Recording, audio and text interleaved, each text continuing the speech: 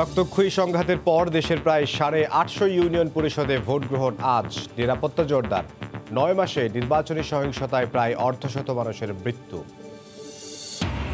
4 বছরের মধ্যে ফ্রান্সের সঙ্গে দ্বিপক্ষীয় বাণিজ্যের আকার দ্বিগুণ করতে চায় বাংলাদেশ। ব্যবসায়ীদের সঙ্গে বৈঠকে প্রধানমন্ত্রী। বাংলাদেশে বিনিয়োগের আহ্বান। ফ্রিল্যান্সিং এর আড়ালে ভুয়া আইপি অ্যাকাউন্ট খুলে হাতিয়ে নিচ্ছে বৈদেশিক মুদ্রা। বিদেশি স্ক্যামারদের সঙ্গে হাত মিলিয়ে প্রতারণা। সিরাজগঞ্জ থেকে গ্রেফতার 2।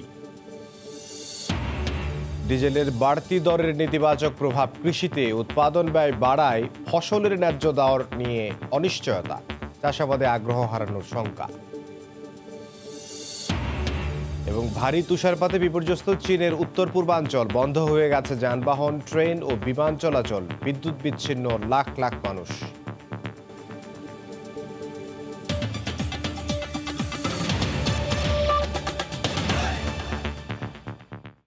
ভোরের সময় সঙ্গে আছে আমি ইমদাদুল হক। বিভিন্ন স্থানে রক্তক্ষয়ী সংঘাতের পর দ্বিতীয় ধাপে দেশের প্রায় 850 ইউনিয়ন পরিষদের নির্বাচন অনুষ্ঠিত হবে আজ। এরই মধ্যে সব ধরনের প্রস্তুতি সম্পন্ন করেছে নির্বাচন কমিশন। কেন্দ্রে কেন্দ্রে পৌঁছে গেছে সরঞ্জাম ও ব্যালট পেপার। সকাল 8টা থেকে শুরু হয়ে ভোট গ্রহণ চলবে বিকেল 4টা পর্যন্ত। 20টি ইউনিয়ন পরিষদে ইভিএম এবং বাকিগুলোতে ব্যালট পেপারে ভোট নেওয়া হবে। নির্বাচন ঘিরে বিভিন্ন এলাকায় বাড়ানো হয়েছে নিরাপত্তা ব্যবস্থা। কোথাও কোথাও পরিস্থিতি বিবেচনায় মোতায়েন করা হয়েছে বিজিবি।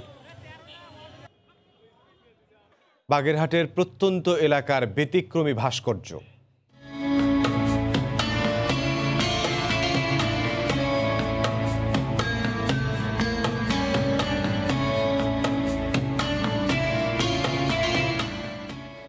যাত্রাপুরে কোরআন শরীফের নান্দনিক রেহাল নিয়ে প্রতিবেদন থাকছে সংবাদের শেষাংশে।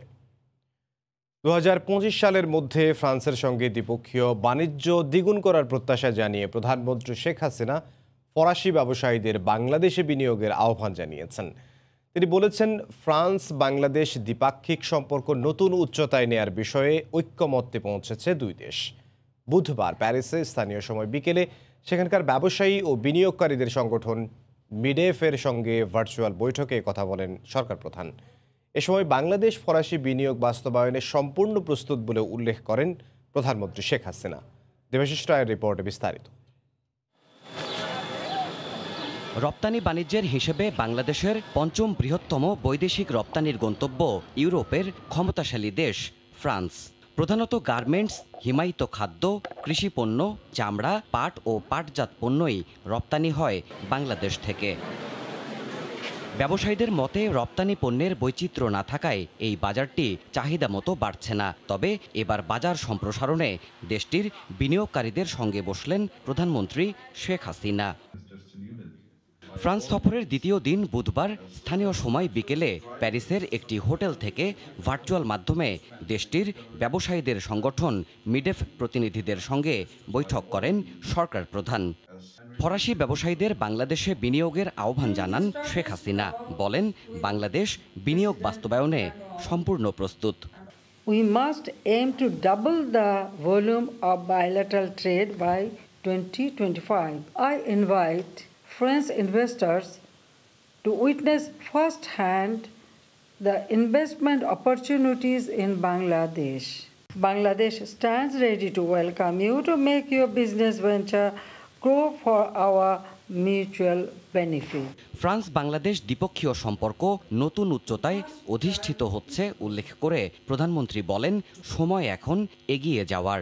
During yesterday's talks with President Macron and also with Prime Minister, we have agreed to take our bilateral relations to new heights. This should be reflected in our economic partnership as well. আগামী বছর France Bangladesh কূটনৈতিক সম্পর্কের 50 বছর পূর্তি উপলক্ষে ফরাসি ব্যবসায়ীদের যোগাযোগ বজায় রেখে বাংলাদেশ সফরের আমন্ত্রণও জানান প্রধানমন্ত্রী শেখ হাসিনা। দেবাশিস রায়, সময় সংবাদ। পদ্মা সেতুর মূল সড়কে শুরু হয়েছে পিচ ঢালাই।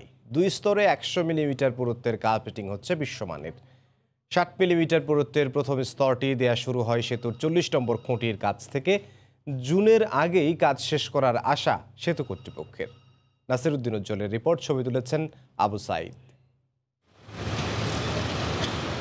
কোটি কোটি মানুষের ভাগ্য বদলে দেওয়ার পদ্মা সেতুর মূল সড়কে বুধবার শুরু হয়েছে কার্পেটিং।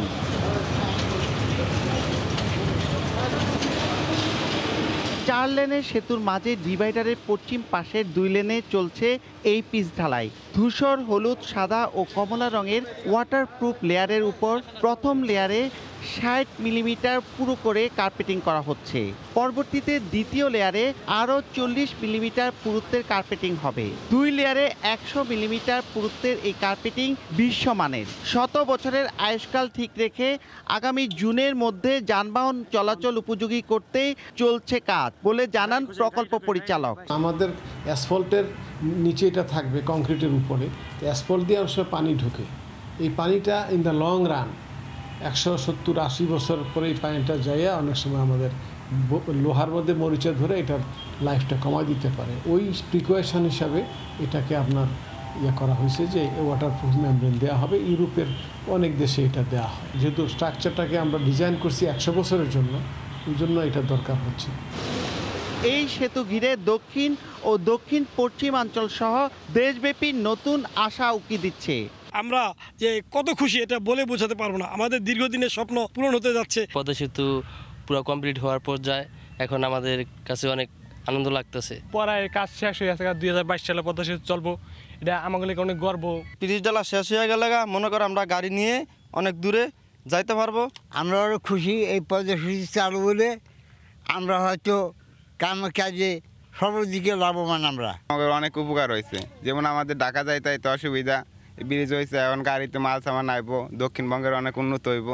প্যারাপেট ওয়াল স্থাপন ও ডিভাইডার নির্মাণ শেষ পর্যায়ে। এখন এক্সপানশন জয়েন্টের কাজও চলছে পুরোদমে। মূল সেতুর অগ্রগতি হয়েছে 95% বেশি।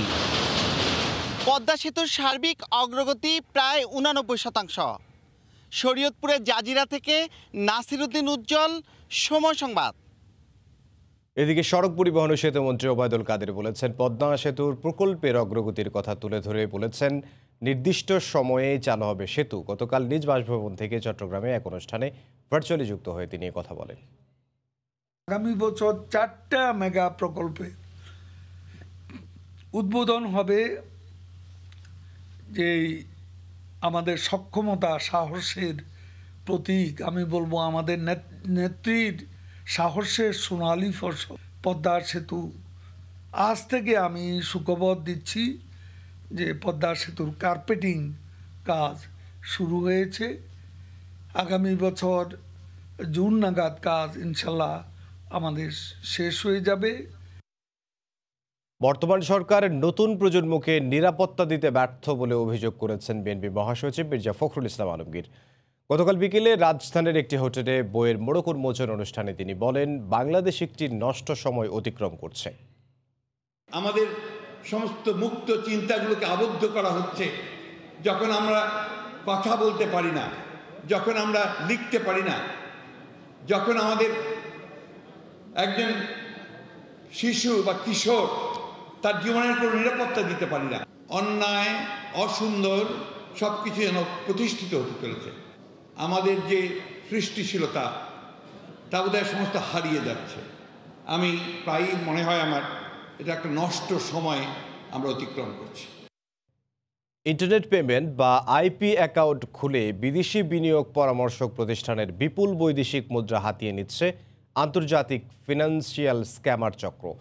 ফ্রিল্যান্সিংয়ের আড়ালে বিভিন্ন সোশ্যাল সিকিউরিটি নম্বর ও বিদেশি ব্যাংকের ভুয়া আইপি অ্যাকাউন্ট খুলে বৈদেশিক মুদ্রা হাতিয়ে নেয়া অভিযোগে সিরাজগঞ্জ থেকে 2 প্রতারককে গ্রেফতার করেছে পুলিশের কাউন্টার টেররিজম ইউনিট। প্রতারণার এই ধরনকে পুলিশ বলছে নিউ অ্যাকাউন্ট ফ্রড। বুলবুল রেজার রিপোর্ট। বিদেশি স্ক্যামারদের সঙ্গে হাত মিলিয়ে দেশে বসেই বিশ্বের নামিদামি বিনিয়োগ প্রতিষ্ঠানের অর্থ আত্মসাৎ করছে দেশীয় স্ক্যামাররা। কয়েকটি ধাপ পেরিয়ে হাতিয়ে নেওয়া হচ্ছে অর্থ। প্রথমে কোনো আন্তর্জাতিক বিনিয়োগ পরামর্শক প্রতিষ্ঠানে আইডি খুলে তারা দিতে হয় ব্যক্তিগত ও ব্যাংক অ্যাকাউন্টের তথ্য।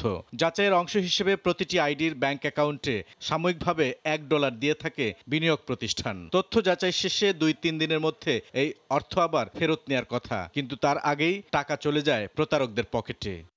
পারফেক্ট মানি, ওয়েব মানি, পে ওনারের মতো বেশ কয়েকটি ইন্টারনেট পেমেন্ট সিস্টেম ব্যবহার করে স্ক্যামাররা। প্রতারকরা করতো কি, যখনই ব্যাংক অ্যাকাউন্টে টাকাটা জমা হতো সেই টাকাটা তারা বিভিন্ন ইন্টারন্যাশনাল কিছু মোবাইল ব্যাংকিং অ্যাপস আছে আপনারা জানেন, সেইগুলি দিয়ে টাকাটাকে তারা অন্য অ্যাকাউন্টে সুইচ করে নিত। এখানে বিদেশি অপরাধীদের সংশ্লিষ্টতা আছে। যে গ্রুপগুলির কথা বলেছি, যে সিক্রেট যে গ্রুপগুলি আছে, সেখানে তারা বিভিন্ন মানুষের এসএসএন নাম্বারগুলি কালেক্ট করে এগুলি কিনে এগুলি দিয়ে অ্যাকাউন্টটা খুলে। প্রতারণার অভিযোগে সিরাজগঞ্জ থেকে চক্রের 2 সদস্যকে গ্রেফতার করেছে পুলিশের কাউন্টার টেরোরিজম ইউনিট। ভুয়া তথ্য ব্যবহার করে বিনিয়োগ প্রতিষ্ঠানে 1 লাখ অ্যাকাউন্ট খুলেছিল তারা। এর মধ্যে 15,000 অ্যাকাউন্ট থেকে তারা $15,000 সরিয়েছে। অ্যালার্মিং জায়গাটা হচ্ছে যে যেই দুজনকে ধরেছি তারা দুইজনেই কিন্তু নিজেদেরকে ফ্রিল্যান্সার এন্টারপ্রেনিয়র হিসেবে পরিচয় দিচ্ছে, যে তাদের সাথে তাদের আন্ডারে প্রায় 30-40 জন করে ফ্রিল্যান্সার কাজ করেন। একটা পটেনশিয়াল একটা সেক্টর, এটাকে প্রমোট করা হচ্ছে সরকারিভাবে বা সবভাবে। আমরা চাই যে ফ্রিল্যান্সিংটাকে প্রমোট হোক। তো সেখানে ফ্রিল্যান্সাররা কিন্তু জেনে না জেনেই কিন্তু অপরাধে জড়িয়ে পড়ার একটা রিস্ক কিন্তু রয়ে গেছে। ফ্রিল্যান্সিং এর আড়ালে যারা অবৈধভাবে এই ধরনের প্রতারণার আশ্রয় নিচ্ছে তাদের সবাইকে আইনের আওতায় আনার কথা জানিয়েছে সিটিটিসি। বুলবুল রেজা, সময় সংবাদ, ঢাকা। অনুমতি ছাড়া গান ব্যবহারের অভিযোগে মোবাইল ফোন কোম্পানি বাংলালিংকের বিরুদ্ধে আলাদা মামলা করেছেন রকস্টার জেমস এবং ব্যান্ড দল মাইলস। ঢাকা মহানগর দায়রা জজ আদালতে কপিরাইট আইনে এই মামলা করেন তারা। তাদের জবানবন্দি গ্রহণ করে প্রতিষ্ঠানটির 5 কর্মকর্তাকে 30 নভেম্বর হাজির হয়ে ব্যাখ্যা দেওয়ার নির্দেশ দিয়েছেন আদালত। মামলা করতে আদালতে রকস্টার জেমস। তার অভিযোগ, অনুমতি ছাড়াই তার 6টি গান কলার টিউন ও রিংটোন হিসেবে ব্যবহার করেছে মোবাইল ফোন অপারেটর বাংলালিংক। শুধু জেমস নন, ব্যান্ড দল মাইলসেরও 2টি গান এভাবে ব্যবহার করেছে প্রতিষ্ঠানটি। জেমসের অভিযোগ, এ বিষয়ে বাংলালিংককে আইনি নোটিশ দিয়েও কোনো জবাব পাননি। বাধ্য হয়েই বুধবার কপিরাইট আইনে তিনি ও মাইলসের শাফিন আহমেদ ও হামিন আহমেদ 2টি মামলা করেন। বাদীর জবানবন্দি গ্রহণ করে মোবাইল অপারেটর কোম্পানিটির 5 কর্মকর্তার নামে সমন জারি করেছেন আদালত। 30 নভেম্বর হাজির হয়ে তাদের ব্যাখ্যা দিতে বলা হয়েছে। জেমস এবং মাইলসের 8টা গান ওনারা স্বত্বাধিকারী থাকা সত্ত্বেও বাংলালিংক তাদেরকে এই গানগুলি ব্যবহার করে যে হাজার হাজার কোটি টাকা ব্যবসা করতেছে, তাদেরকে জানানোর পরেও তারা যখন আমাদের কথা শুনে নাই, দেন আমরা আদালতে দ্বারস্থ হই এবং কপিরাইট আইনে মামলা করি। আদালত আমাদের বিস্তারিত কথা শুনে 2টা মামলাই বাংলালিংককে সমন জারি করেন। বাংলালিংক বলছে তারা মামলার বিষয়ে আনুষ্ঠানিক কিছুই জানেন না, তবে তারা আইনের প্রতি শ্রদ্ধাশীল। ওনার মামলার কোনো কপি এখনো হাতে পাই নাই, তো হাতে না পাওয়া পর্যন্ত আসলে আমরা এই বিষয়ে কোনো মন্তব্য করতে পারতেছি না। হাতে পেলে আমরা তারপরে হয়তো মন্তব্য করতে পারবো। এর আগে 19 সেপ্টেম্বর মামলার আবেদন নিয়ে মুখ্য মহানগর হাকিম আদালতে গিয়েছিলেন জেমস। সেদিন আদালত তার মামলার আবেদন গ্রহণ না করে গুলশান থানায় মামলা করতে বলেছিলেন। আফজার হোসেন, সময় সংবাদ, ঢাকা। পিকে হালদারের 426 কোটি টাকা অবৈধ সম্পদ অর্জনের প্রমাণ পেয়েছে দুদক। তথ্য মিলেছে $1,17,00,000 পাচারেরও। এছাড়া বিভিন্ন ব্যাংকে 6,080 কোটি টাকার লেনদেন করেছেন তিনি। এসব তথ্য জানিয়ে পিকে হালদার সহ 14 জনকে অভিযুক্ত করে চার্জশিটের অনুমোদন দিয়েছে দুদক। এদিকে পিকে হালদারকে দেশে ফিরিয়ে আনার বিষয়ে সংস্থাটি আশাবাদী বলে জানিয়েছেন সচিব। কেউ বলতো পিকে হালদার আত্মসাৎ করেছেন 3,500 কোটি টাকা, কারো মতে তার আত্মসাৎ করা টাকার পরিমাণ 10,000 কোটি। দুদকের আইনজীবী একাধিকবার বলেছেন তদন্ত শেষে তার দুর্নীতির পরিমাণ ছাড়াতে পারে 15,000 কোটি টাকা। 1 বছরের তদন্ত শেষে দুর্নীতির 1 মামলায় অভিযোগপত্র তৈরি করেছে দুদক। সেখানে দেখা যায় পিকে হালদারের অবৈধ সম্পদ অর্জনের পরিমাণ 426 কোটি টাকা। অবৈধভাবে লেনদেন করেছেন 6,080 কোটি আর $1,17,00,000 কানাডায় পাচার করেছেন পিকে বাংলাদেশি টাকায়, যা দাঁড়ায় 80 কোটি 67 লাখ টাকা।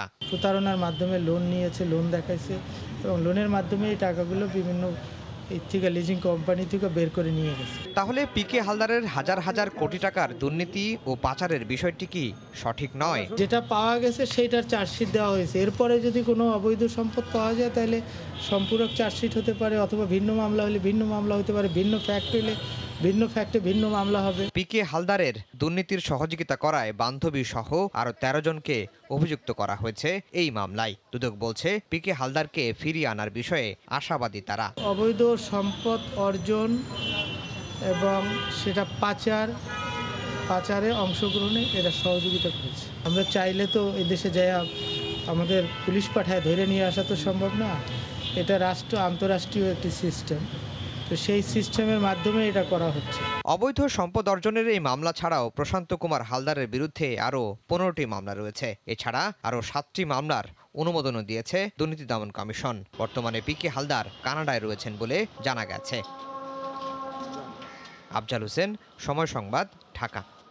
গ্রামে গঞ্জেও ছড়িয়ে পড়েছে নকল প্রসাধনী সামগ্রী। রাজশাহীর পবায় দেশি বিদেশি ব্র্যান্ডের নকল প্রসাধনী সামগ্রী তৈরির কারখানার সন্ধান পাওয়া গেছে। জব্দ করা হয়েছে বিপুল পরিমাণ প্রসাধনী তৈরির সরঞ্জাম। এ ঘটনায় কারখানার 2 মালিককে গ্রেফতার করা হয়েছে। গত 3 বছর ধরে রাজশাহীর পবা উপজেলার দিঘিরপাড় এলাকার বাসিন্দা মেজবা উদ্দিন ও তার শ্যালক সাইফুল ইসলাম নিজ বাসায় যৌথভাবে নকল পণ্য উৎপাদন করে আসছে। খবর পেয়ে মঙ্গলবার বিকেলে মেজবা উদ্দিনের বাসায় অভিযান চালায় পুলিশ। এ সময় তার বাসার বিভিন্ন কক্ষ থেকে বিপুল পরিমাণ নকল প্রসাধনীর মজুদ, নকল পণ্য তৈরির কাঁচামাল ও মোড়ক সহ যন্ত্রপাতি জব্দ করা হয়। এ ঘটনায় কারখানার মালিক মেজবা উদ্দিন ও তার শ্যালক সাইফুল ইসলামকে গ্রেফতার করা হয়। নকল পণ্যগুলোতে লতা হার্বাল ও সৌদি আরবের নাইট কুইন, গ্লোরি সহ দেশি বিদেশি নানা ব্র্যান্ডের মোড়ক সাঁটানো ছিল। উদ্ধারকৃত পণ্যের বেশিরভাগ রং ফর্সাকারী ক্রিম ও সৌন্দর্যবর্ধক সামগ্রী। এসব পণ্য মানবদেহের জন্য ক্যান্সার সহ মারাত্মক ক্ষতির কারণ হতে পারে বলে জানিয়েছে পুলিশ।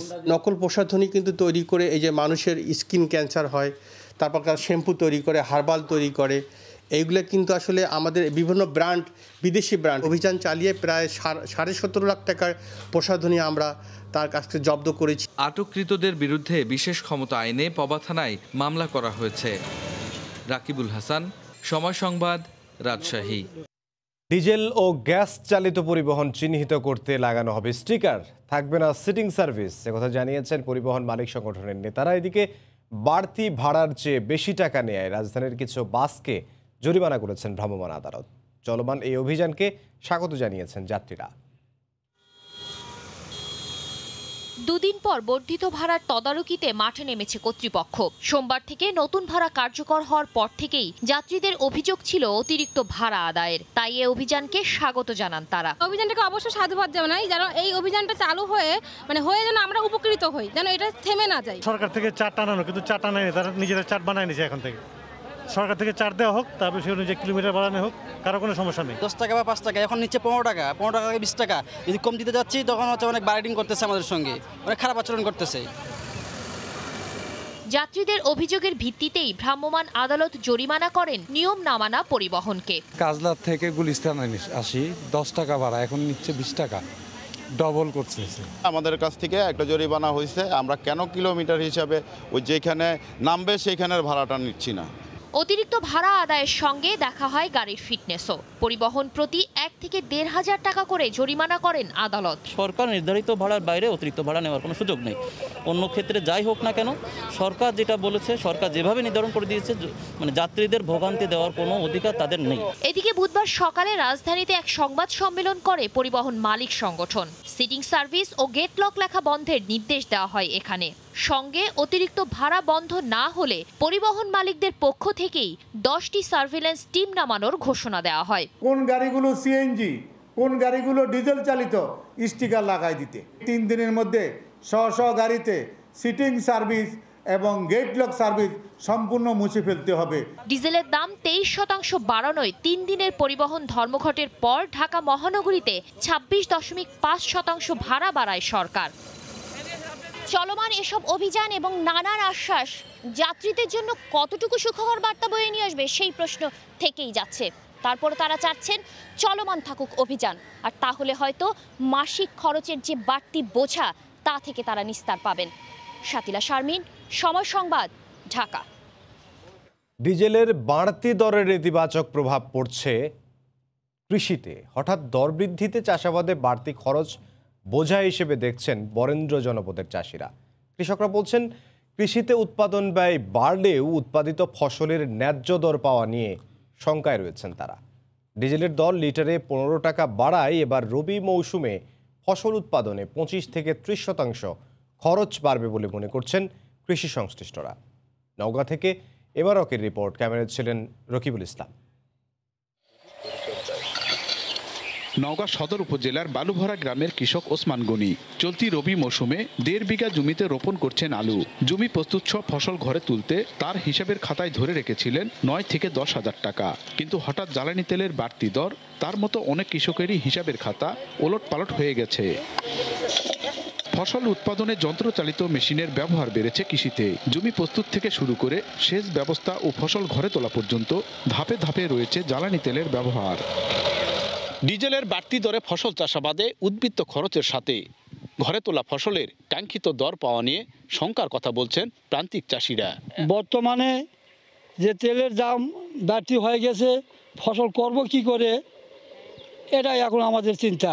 তেলের দাম বাড়ছে কিন্তু কৃষকের যে পণ্য সেগুলোর কোনো দাম বাড়ছে না। বাড়তি খরচ হচ্ছে কিন্তু বাড়তি আয় হচ্ছে না। তো তেলের দাম লিটার প্রতি 15 টাকা বাড়লেও ফসল উৎপাদনে ব্যয় বাড়বে 25 থেকে 30%। এতে ক্ষতিগ্রস্ত হবে কৃষি অর্থনীতি বলছেন কৃষক নেতারা। আর কৃষি বিভাগ বলছে উৎপাদনে সমন্বয় না থাকলে কৃষক আগ্রহ হারাবে ফসল চাষাবাদে। এই ডিজেলের দাম বৃদ্ধির কারণে এটা কৃষকের উপর সরাসরি প্রভাব পড়বে। যেহেতু এবার আবহাওয়া ভালো, আগাম লাগাতে পারবে বা সঠিক সময় লাগানো হবে, সেই ক্ষেত্রে ফলন প্রত্যেকটা ফসলেরই আমার মনে হয় বাড়বে আর কি। খরচ বাড়বে না, অন্যান্য ক্ষেত্রে হয়তো সারের দাম কম আছে, সেই ক্ষেত্রে সমস্যা হবে না। জেলার বরেন্দ্র জনপদে বছরে 3 মৌসুমে 4.5 লাখ হেক্টর জমিতে প্রায় 28 লাখ মেট্রিক টন ধান সহ নানা ফসল চাষাবাদ করেন কৃষক। এমআর রকি, সময় সংবাদ, Naogaon. EDF Aluminium, redefine possibilities.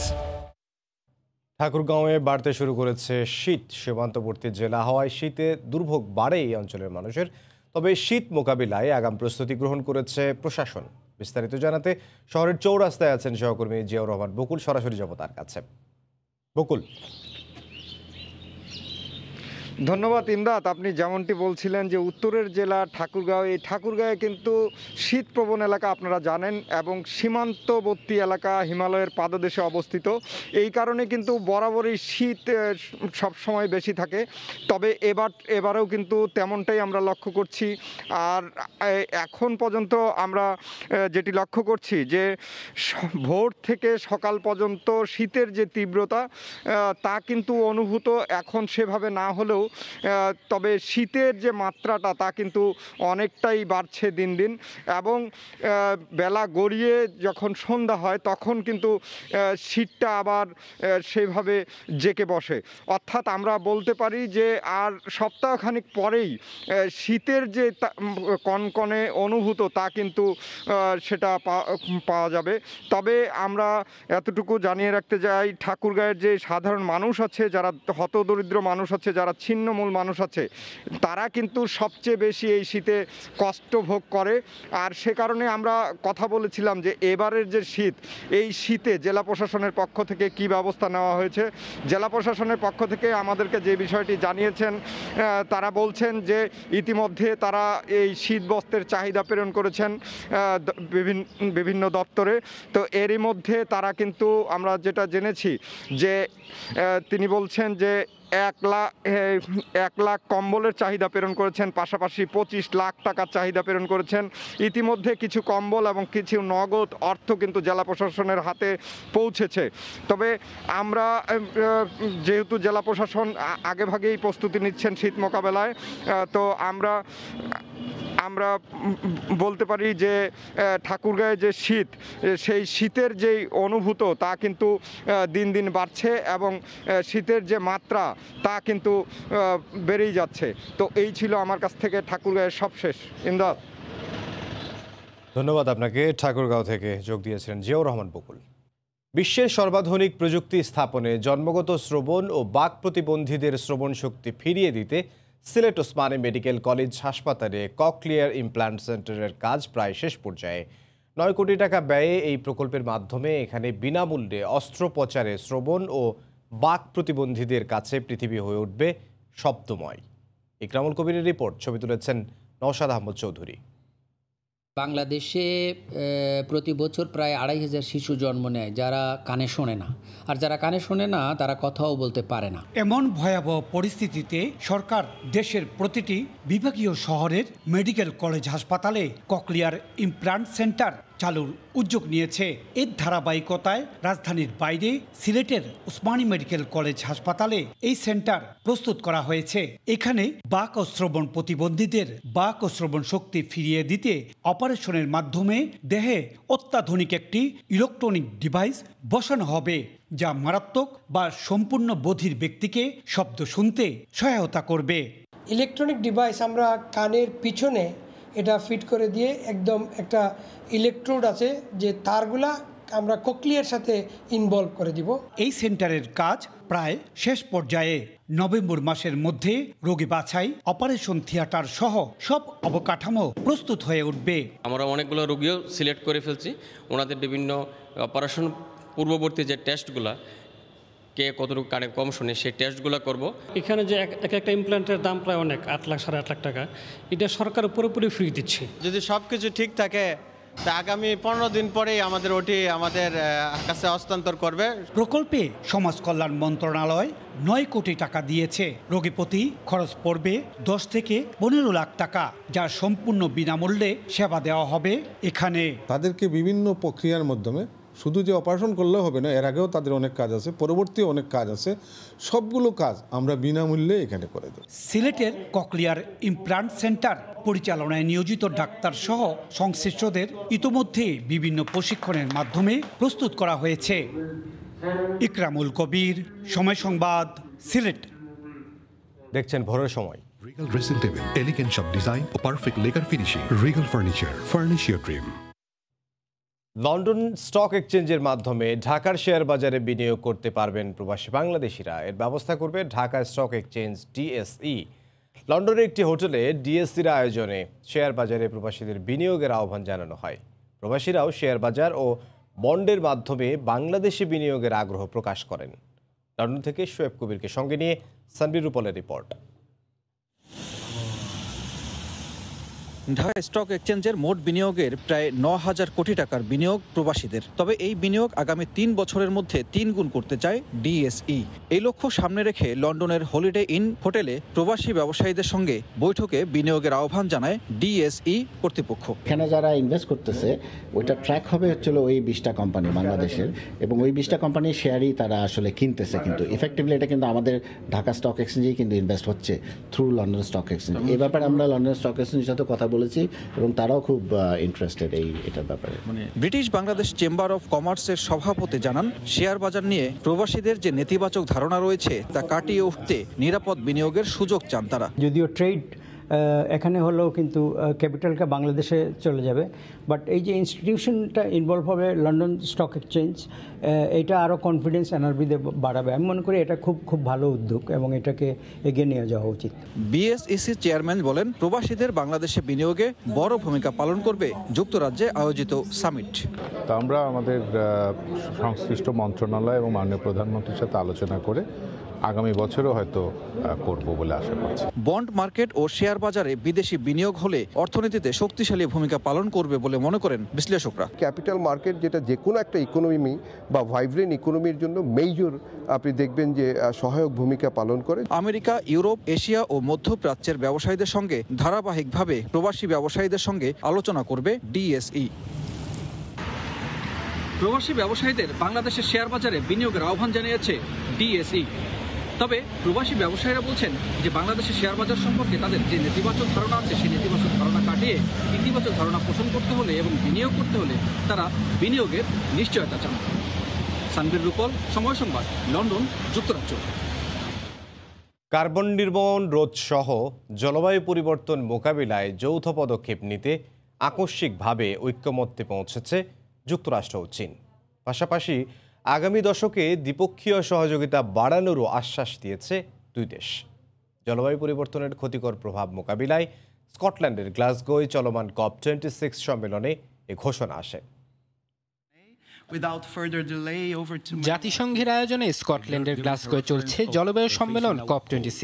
সম্মেলন শেষ হবে আগামী শুক্রবার। সময় ফুরিয়ে আসছে দ্রুত, হাতে আছে আর মাত্র একদিন। প্রতিদিনকার মতো এদিনও বিভিন্ন ইস্যুতে কথা বলেন বিশ্ব নেতাদের প্রতিনিধিরা। তবে বুধবার এলো অনেকটাই অপ্রত্যাশিত এক ঘোষণা। যুক্তরাষ্ট্র ও চীন এক যৌথ ঘোষণায় জানায় জলবায়ু সংকট মোকাবিলায় একসঙ্গে কাজ করতে সম্মত হয়েছে তারা।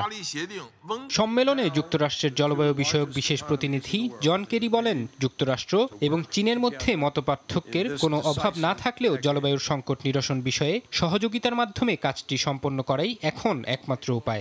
I am pleased to announce on behalf of President Biden and Secretary Blinken that we have agreed to a basic framework for this cooperation going forward. The United States and China have no shortage of differences, but on climate, cooperation is the only way to get this job done. This is not a discretionary thing, frankly. This is science. It's math and physics that dictate the road that we have to travel. চীনের শীর্ষ জলবায়ু আলোচক she Zhenhua সাংবাদিকদের সঙ্গে আলাপকালে বলেন, carbon নির্গমন কমাতে দ্রুত কার্যকর পদক্ষেপ নেবে চীন। জলবায়ু পরিবর্তনের ক্ষতিকর প্রভাব পুরো মানবজাতির উপর পড়েছে। এতে আমাদের পরবর্তী প্রজন্মের সুস্থ থাকাও নির্ভর করছে। জলবায়ু পরিবর্তনের বিষয়ে চীন ও যুক্তরাষ্ট্রের মধ্যে মতপার্থক্যের চেয়ে সম্মতি বেশি রয়েছে। 2015 সালে প্যারিস চুক্তি অনুযায়ী কার্বন নির্গমন হ্রাসের মাধ্যমে বৈশ্বিক গড় তাপমাত্রা 1.5 ডিগ্রি সেলসিয়াসের মধ্যে সীমাবদ্ধ রেখে উষ্ণতা বৃদ্ধি থেকে রক্ষা করার প্রতিশ্রুতি দিয়েছিলেন বিশ্ব নেতারা। যদিও আগের সেই চুক্তিতে সই করতে অসম্মতি জানিয়েছিল চীন। এর পরিবর্তে জাতীয় পরিকল্পনা গ্রহণের কথা বলেছিল দেশটি। তবে এবারের ঘোষণার পর আশার আলো দেখছেন পরিবেশ বিজ্ঞানীরা। ফরহাদ চৌধুরী, সময় সংবাদ। টানা কয়েকদিনের তুষারপাতে চীনের উত্তর পূর্বাঞ্চলে ব্যাপক ক্ষয়ক্ষতি হয়েছে। কয়েকটি প্রদেশে রেকর্ড তুষারপাতে বন্ধ হয়ে গেছে যানবাহন, ট্রেন ও বিমান চলাচল। এতে বিপর্যস্ত হয়ে পড়েছে জনজীবন। এরই মধ্যে বন্ধ করে দেয়া হয়েছে শিক্ষা প্রতিষ্ঠানও। কয়েকদিনের ভারী তুষারপাতে ঢেকে গেছে চীনের উত্তর পূর্বাঞ্চল। লিয়াওনিং প্রদেশের সড়কে 23 ইঞ্চি বরফের স্তূপ জমায় যান চলাচল বন্ধ হয়ে গেছে। বুধবার পর্যন্ত বন্ধ ছিল অধিকাংশ এক্সপ্রেসওয়ের টোল স্টেশন। বাতিল করা হয়েছে বেশ কয়েকটি স্থানীয় ও আন্তর্জাতিক ফ্লাইট। এতে বিপাকে পড়েছেন অনেকে। রাস্তা থেকে তুষার সরাতে কাজ করে যাচ্ছে ট্রাফিক বিভাগ। উদ্ধার কাজে ব্যবহার করা হচ্ছে বিশেষ গাড়ি। লিয়াওনিং প্রদেশের শানয়াং শহরে যান চলাচল মারাত্মকভাবে ব্যাহত হওয়ায় বিভিন্ন নিত্য প্রয়োজনীয় জিনিসপত্রের সরবরাহ কমে গেছে। এই পরিস্থিতিতে স্থানীয় কর্তৃপক্ষ কিছু সবজির সরবরাহ বাড়িয়ে বাজার ও মুদি দোকানগুলোকে সেগুলোর মূল্য কম রাখার আহ্বান জানিয়েছে। এছাড়া তুষার ঝড়ের কারণে বিদ্যুৎ বিচ্ছিন্ন হয়ে পড়েছে প্রায় 9 লাখ বাড়িঘর। দেশটির রাষ্ট্রায়ত্ত গণমাধ্যমের প্রতিবেদনে বলা হয়েছে, কর্তৃপক্ষ কয়লা আমদানি বাড়িয়ে বিদ্যুৎ উৎপাদন বাড়াতে কাজ চালিয়ে যাচ্ছে। তুষার ঝড়ের কারণে আবহাওয়া বিভাগ ইতোমধ্যে সর্বোচ্চ সতর্কতা জারি করেছে। একই সঙ্গে নিজেদের নিরাপত্তায় পর্যটকদের প্রয়োজনীয় পদক্ষেপ গ্রহণের অনুরোধ জানানো হয়েছে। আগামী 48 ঘন্টার মধ্যে তুষারপাত আরও বাড়তে পারে বলে জানিয়েছে চীনের আবহাওয়া বিভাগ। এ সময় বিভিন্ন অঞ্চলে তাপমাত্রা কয়েক ঘন্টার ব্যবধানে 14 ডিগ্রি সেলসিয়াস পর্যন্ত কমে যেতে পারে বলে সতর্ক করেছে কর্তৃপক্ষ। ফরহাদ চৌধুরী, সময় সংবাদ। মার্কিন আইন প্রণেতাদের তাইওয়ান সফরকে কেন্দ্র করে যুক্তরাষ্ট্রকে ফের সতর্ক করেছে চীন। বেইজিংয়ে এক সংবাদ সম্মেলনে চীনা পররাষ্ট্র মন্ত্রণালয়ের মুখপাত্র যুক্তরাষ্ট্রের প্রতি হুঁশিয়ারি উচ্চারণ করে বলেন, চীনের সঙ্গে চলমান উত্তেজনার মধ্যে তাইওয়ানের বিচ্ছিন্নতাবাদীদের সঙ্গে সাক্ষাৎ করা মানে আগুন নিয়ে খেলা করা। এরপরও যোগাযোগ চালিয়ে গেলে এতে যুক্তরাষ্ট্র নিজেরাই ক্ষতিগ্রস্ত হবে বলে মন্তব্য করেন তিনি।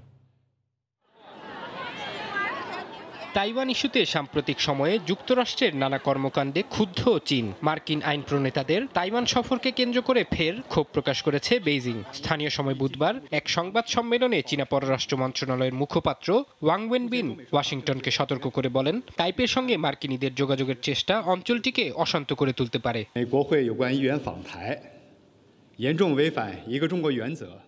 কয়েকজন মার্কিন আইন প্রণেতার তাইওয়ান সফর এক চীনা নীতির প্রতি অসম্মান। চীন দৃঢ়ভাবে এর বিরোধিতা করে। অঞ্চলটির বিচ্ছিন্নতাবাদী শক্তিকে ভুল সংকেত পাঠানো এড়িয়ে চলুন। এমন কিছু করবেন না যা চীন যুক্তরাষ্ট্র সম্পর্ককে ক্ষতিগ্রস্ত করে। সংবাদ সম্মেলনে চীনা পররাষ্ট্র মন্ত্রণালয়ের মুখপাত্র ওয়াং ওয়েনবিন আরও বলেন, দ্বীপটির বিচ্ছিন্নতাবাদীর সঙ্গে সাক্ষাৎ করা মানে আগুন নিয়ে খেলা করা। আমরা যুক্তরাষ্ট্রকে একটি বিষয় বোঝার অনুরোধ করছি, আর তা হলো তাইওয়ানের স্বাধীনতার পক্ষে শক্তির সঙ্গে যোগাযোগ করার অর্থ আগুন নিয়ে খেলা করা। এতে নিজেরাই পুড়ে যাবেন। চীনের পুনরায় একত্রীকরণ প্রক্রিয়ার বিরুদ্ধে কোনো ব্যর্থ চেষ্টা করবেন না। এর আগে যুক্তরাষ্ট্রের আইন প্রণেতাদের একটি দল স্থানীয় সময় মঙ্গলবার সন্ধ্যায় মার্কিন নৌবাহিনীর বোয়িং C-40 সামরিক বিমানে তাইপে পৌঁছায়। বিমানবন্দরে কিছুক্ষণ অবস্থানের পর বিমানটি জাপানের ওকিনাওয়ার উদ্দেশ্যে যাত্রা করে। ফারহাদ চৌধুরী, সময় সংবাদ। সব ধরনের মাছের সরবরাহ বেড়েছে নারায়ণগঞ্জের পাইকারি বাজারে। শীত মৌসুমের শুরুতে নদ নদী খাল বিলের পানি কমে যাওয়ায় বড় ইলিশ সহ হরেক রকমের দেশীয় মাছে বাজার সয়লাভ। পছন্দ মতো তাজা মাছ কিনতে ভোর থেকেই ভিড় করেন ক্রেতারা, আর দাম কম থাকায় খুশিও তারা। নারায়ণগঞ্জ থেকে শওকত আলী সৈকতের তথ্য ও আরিফ হোসেনের ছবিতে রিপোর্ট। শীতলক্ষ্যা নদীর পশ্চিম তীরে শহরের ৩ নম্বর ঘাটে জেলার সবচেয়ে বড় এই পাইকারি মাছ বাজারটি চলছে শত বছর ধরে। নদীপথে পরিবহনের সুবিধার কারণে ব্রিটিশ আমলে প্রতিষ্ঠিত হয় এই বাজারটি। নদ নদী, খালবিল ও হাওর অঞ্চলে সব ধরনের তাজা মাছ ছাড়াও সামুদ্রিক মাছে ভরপুর এই বাজার।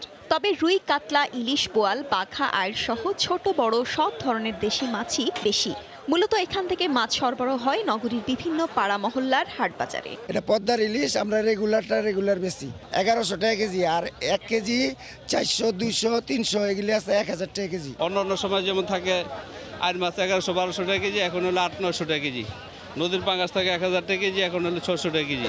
ম্যাগনার বল 900 টাকা কেজি, 800 টাকা কেজি বেশি। আর বাইং মাছও ম্যাগনার মাছ, রিডা মাছ ম্যাগনার, এটি 900-1000 টাকা কেজি। আড়তদাররা জানান, সচরাচর যেসব মাছ পাওয়া যায় না, ঋতু পরিবর্তনের কারণে এখন সেগুলো হাতের নাগালে। এখানে প্রতি কেজি মাছের দাম কমেছে 100 থেকে 400 টাকা পর্যন্ত। এখানে আসলে সব রকমের মাছ পাওয়া যায়, আমরা দামের দিক দিয়েও কম পাই। একবারে তাজা মাছ কিনলাম, একবারে পুরো 1 মাসের মাছ কিনলাম ফরমালিং ছাড়া। পোয়া মাছ কিনলাম, তারপরে হলো যে সাগরের মাছ কিনলাম, টাকি মাছ কিনলাম। মাছ পাই তরতাজা এবং দামটা একটু কম পাই পাইকারি। প্রতিদিন ভোর থেকে বেলা 11টা পর্যন্ত 2.5 থেকে 3 কোটি টাকার মাছ বিক্রি হয় নারায়ণগঞ্জের পাইকারি এই মাছ বাজারে। সময় সংবাদ, নারায়ণগঞ্জ। রাজশাহীর নওদাপাড়া আড়তে প্রতিদিন ভোরের আলো ফোটার পর থেকেই মাছের জমজমাট বেচাকেনা শুরু হয়। মাছ বাজারের খবর জানাতে নওদাপাড়ায় আড়তে আছেন সহকর্মী রাকিবুল হাসান। সরাসরি যাব তার কাছে। রাকিব। ধন্যবাদ ইমদাদ। ঠিক কাকডাকা ভোর থেকেই এই নওদাপাড়া মাছের বাজারটি শুরু হয়েছে এবং রাজশাহীর বিভিন্ন উপজেলা থেকে চাষপুকুরের যে সমস্ত মাছগুলো উৎপাদন হয়ে থাকে সেগুলো এই বাজারে এসেছে এবং এর পাশাপাশি আমরা দেখছি নদীর পানি খানিকটা কমে আসা এবং যে বিল জলাশয়গুলো রয়েছে সেইটির পানি কমে আসায় কিছু পরিমাণে আসলে ছোট মাছ আমরা বাজারে লক্ষ্য করছি। তবে অন্যান্য দিনের তুলনায় যেভাবে আসলে বাজারটি সরগরম থাকে, বিভিন্ন জায়গা থেকে যে পরিমাণে আসলে মাছের সরবরাহ হয়ে থাকে সেটি তুলনামূলকভাবে খুবই কম। বলা চলে যে অন্যান্য দিনে যেমন যদি 100 বা 150টি ট্রাকে বা ছোট ছোট যানে মাছের সরবরাহ হয়ে থাকে, সেটি আজকে প্রায় 60 থেকে 65, তার বেশিটি আসলে হবে না। এই ক্ষেত্রে আমরা যেটি লক্ষ্য করছি যে মাছের যে বাজারে যে সরবরাহ কমেছে এবং সেই কারণে দামটা বেশ চড়া। ঠিক 700 থেকে 800 গ্রাম বা 1 কেজি ওজনের পাঙাশের দামই কিন্তু প্রায় 150 টাকা থেকে 250 টাকা পর্যন্ত হাঁকা হচ্ছে এবং অন্যান্য দিনে যেমন হাঁক ডাকে সরগোল থাকে, সরব থাকে, সেই সরব উপস্থিতি কিন্তু আমরা এখন দেখছি না। যেমন ক্রেতার সংকটও রয়েছে, একই সাথে কিন্তু মাছের সংকট এবং এতে করে আসলে দাম আসলে বেড়েছে। প্রতি কেজি রুইয়ের দাম আমরা এখানে যেটি দেখছি প্রায় 100-150 টাকা বা 170 এইরকম হাঁকা হচ্ছে। পরবর্তীতে আসলে এইটি নিলামের মধ্য দিয়ে আসলে নির্দিষ্ট হবে দামটি কত। এবং এর পাশাপাশি কালবাউস এবং অন্যান্য মাছের সরবরাহ কিন্তু আমরা এখানে লক্ষ্য করছি। এর পাশাপাশি যারা এখানে খুচরা ক্রেতারা রয়েছেন, বিশেষ করে রাজশাহী শহর এবং এর আশপাশে যে খুচরা বাজারগুলো রয়েছে তার ক্রেতারাই মূলত আজকে সব থেকে বেশি এবং তারা যেটি বলছেন যে আসলে মাছ কিনতে খানিকটা তাদেরকে হিমশিম খেতে হচ্ছে, কেননা যেই পাইকার বাজারে আসলে তারা কম দামে মাছ কেনেন সেটি এখন বেশি, এবং এটি আবার পাড়া মহল্লা এবং গ্রামগঞ্জে গিয়ে ফেরি করে বিক্রি করতে আসলে সেই পরিমাণে দাম তারা পাচ্ছেন না। অর্থাৎ এই ক্ষেত্রে তাদের যে পুঁজি সেটি কিন্তু আসলে খুব বেশি অর্জিত হচ্ছে না। অনেক সময় যে দামে কিনছেন বা যেই টাকা দিয়ে কেনা বেচা করছেন সেটি আসলে অনেক ক্ষেত্রে ওঠে না বলে তারা দাবি করছেন। তো এই অবস্থাতে আমরা যেটি এখন লক্ষ্য করছি যে আসলে মাছের যে দরদাম সেটি আসলে অনেক বেশি প্রভাব ফেলছে তাদের বেচাকেনা, এবং এখানে আমরা দেখছি যে এখন যেই মাছটি এখানে সব থেকে বেশি সরবরাহ হচ্ছে সেটি হচ্ছে এইরকম মির্কা বা মৃগেল জাতের যে সমস্ত কার্প জাতীয় মাছগুলো রয়েছে সেখানে। এবং আপনি দেখতে পাচ্ছেন যে এই স্বল্প পরিমাণ মাছ আসলে নেওয়ার জন্য কিভাবে আসলে হুড়োহুড়ি শুরু হয়েছে জেলেদের মধ্যে এবং ব্যবসায়ীদের মধ্যে, কেননা মাছের যে স্বল্পতা সেটি কারণে কিন্তু মূলত এইরকম আসলে দরদামগুলো হচ্ছে। এবং আজকে কোন মাছটা আসলে কেমন যাচ্ছে এবং জিওল মাছ কেমন যাচ্ছে সেটা একটু শুনবো। আজকের মাছের দরদাম কেমন দেখছেন? আজকে মাছের দরদাম অনেক ভালো, আগের চাইতে আজকে মাছের দরদাম 10 কেজিতে 10 টাকা বেশি, কারণ পুকুরে পানি বেশি হওয়ার কারণে পার্টিরা মাছ ধরতে কম পাচ্ছে, মাছের গাড়ি কম আসছে, সেই জন্য অল্প মাছ আর চাহিদা বেশি। হ্যাঁ, অনেক পাইকার বেশি, অনেক ঢাকা পাটি বেশি, সেই জন্য মাছের দাম কেজি প্রতি আবারও 20 টাকার মতো বেড়ে গেছে। শুনছিলেন আসলে মাছের প্রকার এবং ওজন ভেদে কিন্তু আসলে মাছের দামের পার্থক্য প্রায় 10 থেকে 20 টাকা পর্যন্ত বেড়েছে। এবং একই সাথে যেহেতু এখন বাইরের পাইকাররা অর্থাৎ রাজশাহী থেকে সিলেট, নারায়ণগঞ্জ এবং ঢাকা সহ বিভিন্ন জায়গার পাইকাররা যেহেতু এখান থেকে কেনেন, এবং এই মাছের বাজারটি আসলে একটু ভিন্ন, কেননা এখানে বিভিন্ন চৌবাচ্চাই করে কিন্তু আসলে মাছটি তাজা রাখার হয়, এবং এই তাজা মাছের যেগুলো রয়েছে সেই তাজা মাছের কিন্তু আসলে বেচে কেনার জন্য এখানে বাইরের পাইকাররা আসেন। এবং ছোট ছোট অনেক চৌবাচ্চা করা আছে যেখানে কাতল, মৃগেল, রুই, অন্যান্য তাজা মাছগুলো সংরক্ষণ করা হয়, এবং পরবর্তীতে কিন্তু এখান থেকে ট্রাক যুগে বিভিন্ন জায়গায় আসলে এই মাছটি চলে যায়। এবং এইখানে এই বাজারটি আসলে প্রত্যেক দিনই কিন্তু প্রায় 1/2শতের বেশি বিক্রেতা এবং যারা এখানে বেচাকেনা করেন তারা আসেন বিভিন্ন জায়গা থেকে মাছ নিয়ে। এবং তারা যেটি বলছেন যে আসলে এখন যেহেতু এটি রাজশাহী চাঁপাইনবাবগঞ্জ মহাসড়কের পাশে, অল্প কিছুদিনের মধ্যে এইটি প্রশস্ত করা হবে, রাস্তাটি 4 লেনে উত্তীর্ণ করা হবে, সেই কারণে তারা খানিকটা সংকটে আছেন। এই বাজারটি আসলে কোথায় স্থানান্তর করা হবে সেটি নিয়ে তাদের একটি দাবি আছে, এবং এটি পূরণের জন্য তারা বারবার আসলে সংশ্লিষ্ট কর্তৃপক্ষ এখানে রাজশাহী সিটি কর্পোরেশন এবং সরকারের বিভিন্ন দপ্তরের কাছে তারা বিভিন্ন সময় অনুরোধ জানিয়েছেন বলে এখানকার যারা ইজারাদার রয়েছেন বা এই বাজারের যারা সমিতির লোকরা রয়েছেন তারা আমাদেরকে ঠিক এর আগে আমাদেরকে এই বিষয়গুলো জানাচ্ছিলেন। এবং এটির সংস্কারও আসলে অনেক বেশি প্রয়োজন, কেননা বিভিন্ন জায়গা থেকে মাছ কিনতে যারা পাইকাররা আসেন তাদের সুবিধার জন্য এই কাজটি তাদের প্রয়োজন বলে তারা আমাদেরকে জানাচ্ছেন। এবং রাজশাহীর যে 9টি উপজেলা রয়েছে সেই 9টি উপজেলা থেকে প্রায় 5 শতাধিকের ওপরে পুকুর থেকে কিন্তু মাছ চাষ হয়, এবং সেই মাছগুলোই কিন্তু এখানে আসে এবং সেটি আসলে বেচাকেনা হয়। তো এই অবস্থাতে আমরা যেটি আসলে লক্ষ্য করছি অন্যান্য দিনের তুলনায় যেহেতু মাছের সরবরাহ কম, সেই কারণে কিন্তু আজকে দামটা অনেক বেশি। এবং এই ক্ষেত্রে পুকুর মালিক যারা আছেন তারা খানিকটা আসলে একটু খুশি হলেও বা দামটা পেয়ে আসলে খানিকটা স্বস্তি পেলেও তারা যেটি বলছেন যে এই দামটি আসলে একটি পর্যায়ে গিয়ে আর থাকবে না, কেননা এখন আসলে মাছ বড় হওয়ার সময়, এবং সেই কারণে কিন্তু যেটি হয় যে এই মাছটি বড় হওয়ার পরে অল্প কিছুদিনের পরে সেটি অনেক বেশি তোলা হবে, এবং এর ফলে যেটি হবে আসলে যে মাছের সরবরাহ বেড়ে যাওয়ার পরে মাছের দামটি কমবে। তো এই ক্ষেত্রে পুকুর মালিকরা যারা বলছেন যে এখন যে দামটি রয়েছে সেটি যদি অব্যাহত থাকে তাহলে খানিকটা পুষে উঠবেন তাদের লোকসানটা। তো এই ছিল আমার কাছে নওদাপাড়া মাছ বাজার থেকে সর্বশেষ খবর। রাজশাহীর নওদাপাড়া মাছ বাজার থেকে আমাদের সঙ্গে যোগ দিয়েছিলেন সহকর্মী রাকিবুল হাসান। নেত্রকোনায় ধান ক্ষেত থেকে উদ্ধার হওয়া নবজাতককে দত্তক নিতে এরই মধ্যে আবেদন করেছে 7 দম্পতি। যাচাই বাছাই শেষে আইনি প্রক্রিয়ার মাধ্যমেই হস্তান্তর করা হবে বলে জানিয়েছে প্রশাসন। নবজাতককে চিকিৎসার জন্য কেন্দুয়া উপজেলা স্বাস্থ্য কমপ্লেক্সে ভর্তি করা হয়েছে। শিশুটি সুস্থ আছে বলে জানিয়েছেন চিকিৎসক। শাকিল হোসেনের তোলা ছবি ও আলপনা বেগমের তথ্য নিয়ে রিপোর্ট। নেত্রকোনার কেন্দ্রীয় হাসপাতালে নার্স চিকিৎসক থেকে শুরু করে সবার কোলে ঘুরে বেড়াচ্ছে উদ্ধার হওয়া নবজাতক। ফুটফুটে মায়াবী চেহারার ছেলে শিশুটির নাম দেওয়া হয়েছে জয়। তার শারীরিক অবস্থা ভালো বলে জানিয়েছেন চিকিৎসক। যেদিন ডেলিভারি হয় এদিনেই তার মা হয়তো বা ফেলে যায়। বাচ্চাটা আসলে অনেক সুন্দর ফুটফুটে, প্রতিদিনই অনেক লোকজন বাচ্চাটাকে দেখতে হাসপাতালে আসে। আমরা টেক কেয়ার করছি, আমাদের হসপিটালের একজন স্টাফ দেখাশোনা করছেন এবং থানা থেকে একজন পুলিশ মোতায়েন করা হয়েছিল পাহারা দেওয়ার জন্য। রবিবারে 6:30 থেকে আমি ওনার সেবা নিচ্ছি। বাচ্চার শরীরে কিছু ইনজুরি আছে, ওভারঅল বাকিটা ভালো ছিল। পরে আমাদের হসপিটালে ভর্তি করার পর আমাদের চিকিৎসার তত্ত্বাবধানে ছিল। চিকিৎসা দেওয়ার পর বাচ্চা সুস্থ আছে এখন পর্যন্ত। শিশুটিকে দত্তক নিতে ইতোমধ্যে প্রশাসনের কাছে আবেদন করেছেন 7 দম্পতি। তবে যাচাই বাছাই করে আইনি প্রক্রিয়ার মাধ্যমেই হস্তান্তর করা হবে বলে জানান উপজেলা সমাজসেবা কর্মকর্তা। অনেক লোকজন আসছে হসপিটালে বাচ্চা দেখার জন্য, আমিও তাদের সাথে সংযুক্ত হলাম বাচ্চা দেখার জন্য। তারপরে আবেদন করলাম, আরও দেখা যাইতেছে অনেকে আবেদন করছে। আর আমার সন্তানের দিন নাই কইলাম যে আবুরা দিলেন না। প্রাপ্ত আবেদনগুলো আমরা এবং ইউনো স্যার সর্বোচ্চ গুরুত্ব দিয়ে যাচাই বাছাই করছি।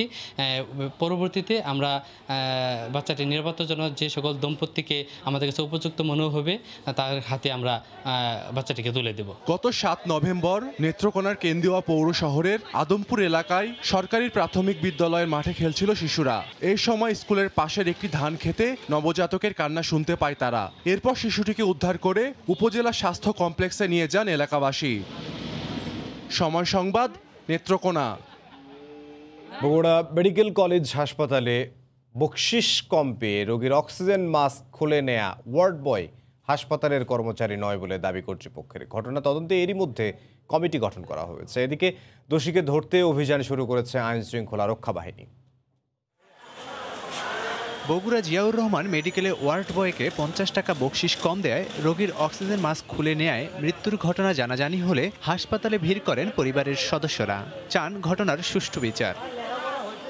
হাসপাতাল কর্তৃপক্ষ জানায় অভিযুক্ত ওয়ার্ড বয় আসাদুজ্জামান ধলু স্থায়ী কর্মী নয়, দৈনিক মজুরির ভিত্তিতে তাকে নিয়োগ দেয়া হয়। ঘটনা তদন্তে এরই মধ্যে কমিটি গঠন করা হয়েছে। 5 কর্মদিবসের মধ্যে রিপোর্ট দাখিলের নির্দেশ দেয়া হয়। আমরা এটা সুষ্ঠু একটা তদন্তের জন্য একটি 4 সদস্য বিশিষ্ট তদন্ত কমিটি গঠেছি। 5 কর্মদিবসের মধ্যে আমাদের একটি তদন্ত রিপোর্ট দাখিল করবেন। সে অ্যাকচুয়ালি আমাদের সরকারি হাসপাতালে কোনো সরকারি কর্মচারী বা নিয়মিত কর্মচারী নয়। এদিকে আসাদুজ্জামানকে ধরতে অভিযান চালাচ্ছে আইন শৃঙ্খলা বাহিনী। পুলিশ গেছিল, ঘটনার সত্যতা পাওয়া গেছে, তদন্ত চলতেছে। নিহতের স্বজনরা জানান মঙ্গলবার রাতে সড়ক দুর্ঘটনায় আহত বিকাশ চন্দ্রকে জিয়াউর রহমান মেডিকেলে হাসপাতালে নেওয়া হলে অভিযুক্ত ওয়ার্ড বয় ট্রলি নিয়ে রোগীকে জরুরি বিভাগে নিয়ে যায়। এ সময় বকশিশ হিসেবে 200 টাকার বদলে 150 টাকা দেয়া হলে ওয়ার্ড বয় রোগীর অক্সিজেন মাস্ক খুলে দেন। এরপর পরই রোগীর শ্বাসকষ্ট শুরু হয় এবং মৃত্যু ঘটে। এই 50 টাকার বিনিময়ে যদি একটা জীবন যায় এটা তো কেউ আর মানবে না। 200 টাকা ছিল না কাছে, 150 টাকা দিছে, 50 টাকা দিতে পারেনি, এর জন্য অক্সিজেন টান দিছে, তখনই সে মারা গেছে। বুকের ধন হারাইছে, দিছে রে কি আর আরে কি দিয়ে কি করব আমরা। নিহত বিকাশের বাড়ি গাইবান্ধার সাঘাটা উপজেলার শিয়ালকুন্ডি গ্রামে। সময় সংবাদ, বগুড়া। শীতের শুরুতেই বরিশালের পাইকারি আড়তে আসছে শীতকালীন নানা সবজি। দামও রয়েছে ক্রেতাদের নাগালে। উত্তর পশ্চিমাঞ্চলের সবজি মেটাচ্ছে দক্ষিণের মানুষের চাহিদা। মিজানুর রহমান মিন্টুর ক্যামেরায় বিস্তারিত জানাচ্ছেন শফিক মুন্সি। ভোরের আলো উকি দেবার আগেই বরিশাল বহুমুখী পাইকারি কাঁচা বাজারে ভিড় করে আশেপাশের বিভিন্ন জেলার ক্রেতারা।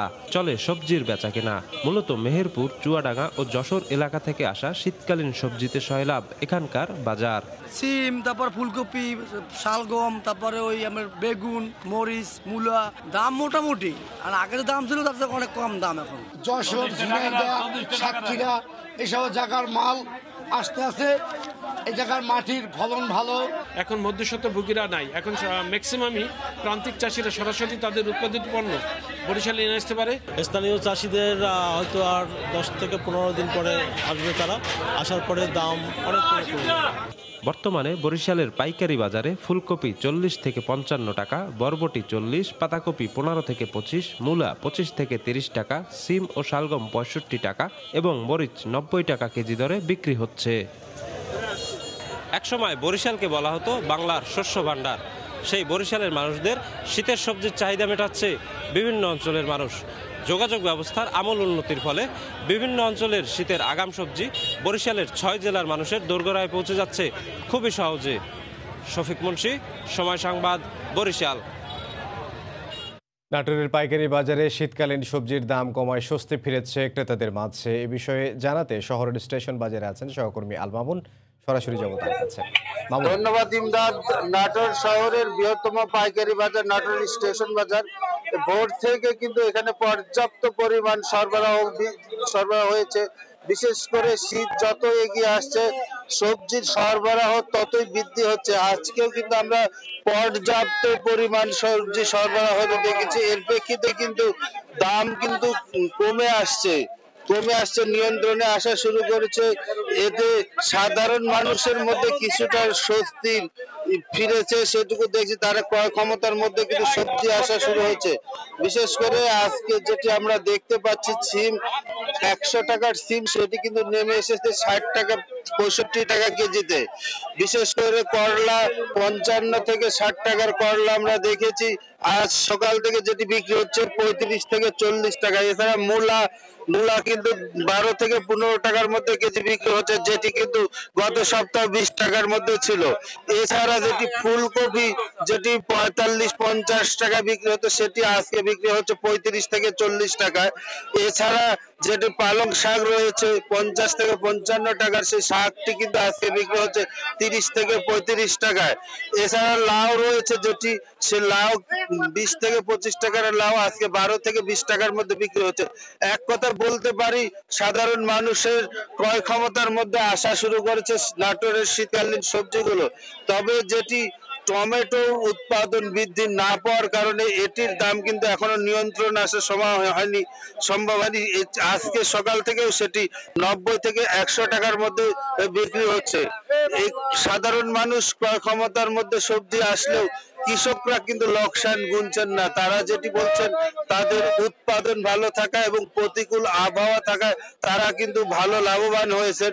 কিন্তু এর থেকে দাম কমতে শুরু করা হলে কৃষকরা লোকসান গুনবেন বলে যেটি দাবি করেছেন। গত বছর কিন্তু কৃষকরা ভালো লাভবান না হওয়ার কারণে গত বছর জেলায় 54,000 হেক্টরে প্রায় 1 লাখ মেট্রিক টন শীতকালীন সবজি উৎপাদন হয়েছিল এবং কৃষকরা দাম না পাওয়ার কারণে সেটি কিন্তু এবার স্থানীয় কৃষি বিভাগ উৎপাদনের লক্ষ্যমাত্রা কমিয়ে আনে। তারা 5,250 হেক্টর জমিতে উৎপাদনের লক্ষ্যমাত্রা নির্ধারণ করবে এবং শীতকালীন সবজি কিন্তু পুরো নভেম্বর মাস জুড়ে রোপণ করা হবে এবং এটি ফেব্রুয়ারির মাঝামাঝি পর্যন্ত শীতকালীন সবজি কিন্তু সরবরাহ হবে। এ পর্যন্ত প্রায় 3,000 হেক্টর জমিতে শীতকালীন সবজি আবাদ হয়েছে বলে স্থানীয় কৃষি বিভাগ বলছে। তবে চলতি বছরের শুরু থেকে দাম ভালো থাকার কারণে কৃষি বিভাগ যেটি যে লক্ষ্যমাত্রা নির্ধারণ করছে সেটি অতিক্রম করবে বলে স্থানীয় কৃষি বিভাগ যেটি দাবি করছে। তবে যেটি বিষয়টি বলছে স্থানীয় ব্যবসায়ী এবং আড়তদাররা শীতকালীন সবজি কিন্তু সরবরাহ আগামী সপ্তাহ থেকে আরো বৃদ্ধি ঘটবে এবং এর প্রেক্ষিতে যেটি কৃষকরা ধারণা করছেন যে দাম কিন্তু আবার কমে আসবে। দাম কমে আসার প্রেক্ষিতে কিন্তু তারা বড় ধরনের লোকসান গুনবে। এই কারণে কৃষকদের একটি দাবি, তারা যেটি চাচ্ছেন যে বাজার মনিটর ব্যবস্থা থাকলে তাদের যেন লোকসান না গুনতে হয় গত বছরের মতো, সেই বিষয়টি কৃষকরা দাবি করেছেন। তো এই ছিল আমার কাছে নাটোর স্টেশন বাজারের সর্বশেষ। ইমদাদ, নাটোর থেকে আল মামুন। জ্বালানি তেলের মূল্য বৃদ্ধিতে হিলি স্থলবন্দরে পণ্য পরিবহনে দেখা দিয়েছে বিশৃঙ্খলা। ট্রাক প্রতি ভাড়া বেড়েছে 4 থেকে 5,000 টাকা। ব্যবসায়ীরা বলছেন পরিবহন খরচ বেড়ে যাওয়ায় এর বিরূপ প্রভাব পড়ছে আমদানিকৃত বিভিন্ন নিত্যপণ্যের দামে। হিলি প্রতিনিধি শফিকুল ইসলাম শফিকের পাঠানো তথ্য ছবি নিয়ে রিপোর্ট।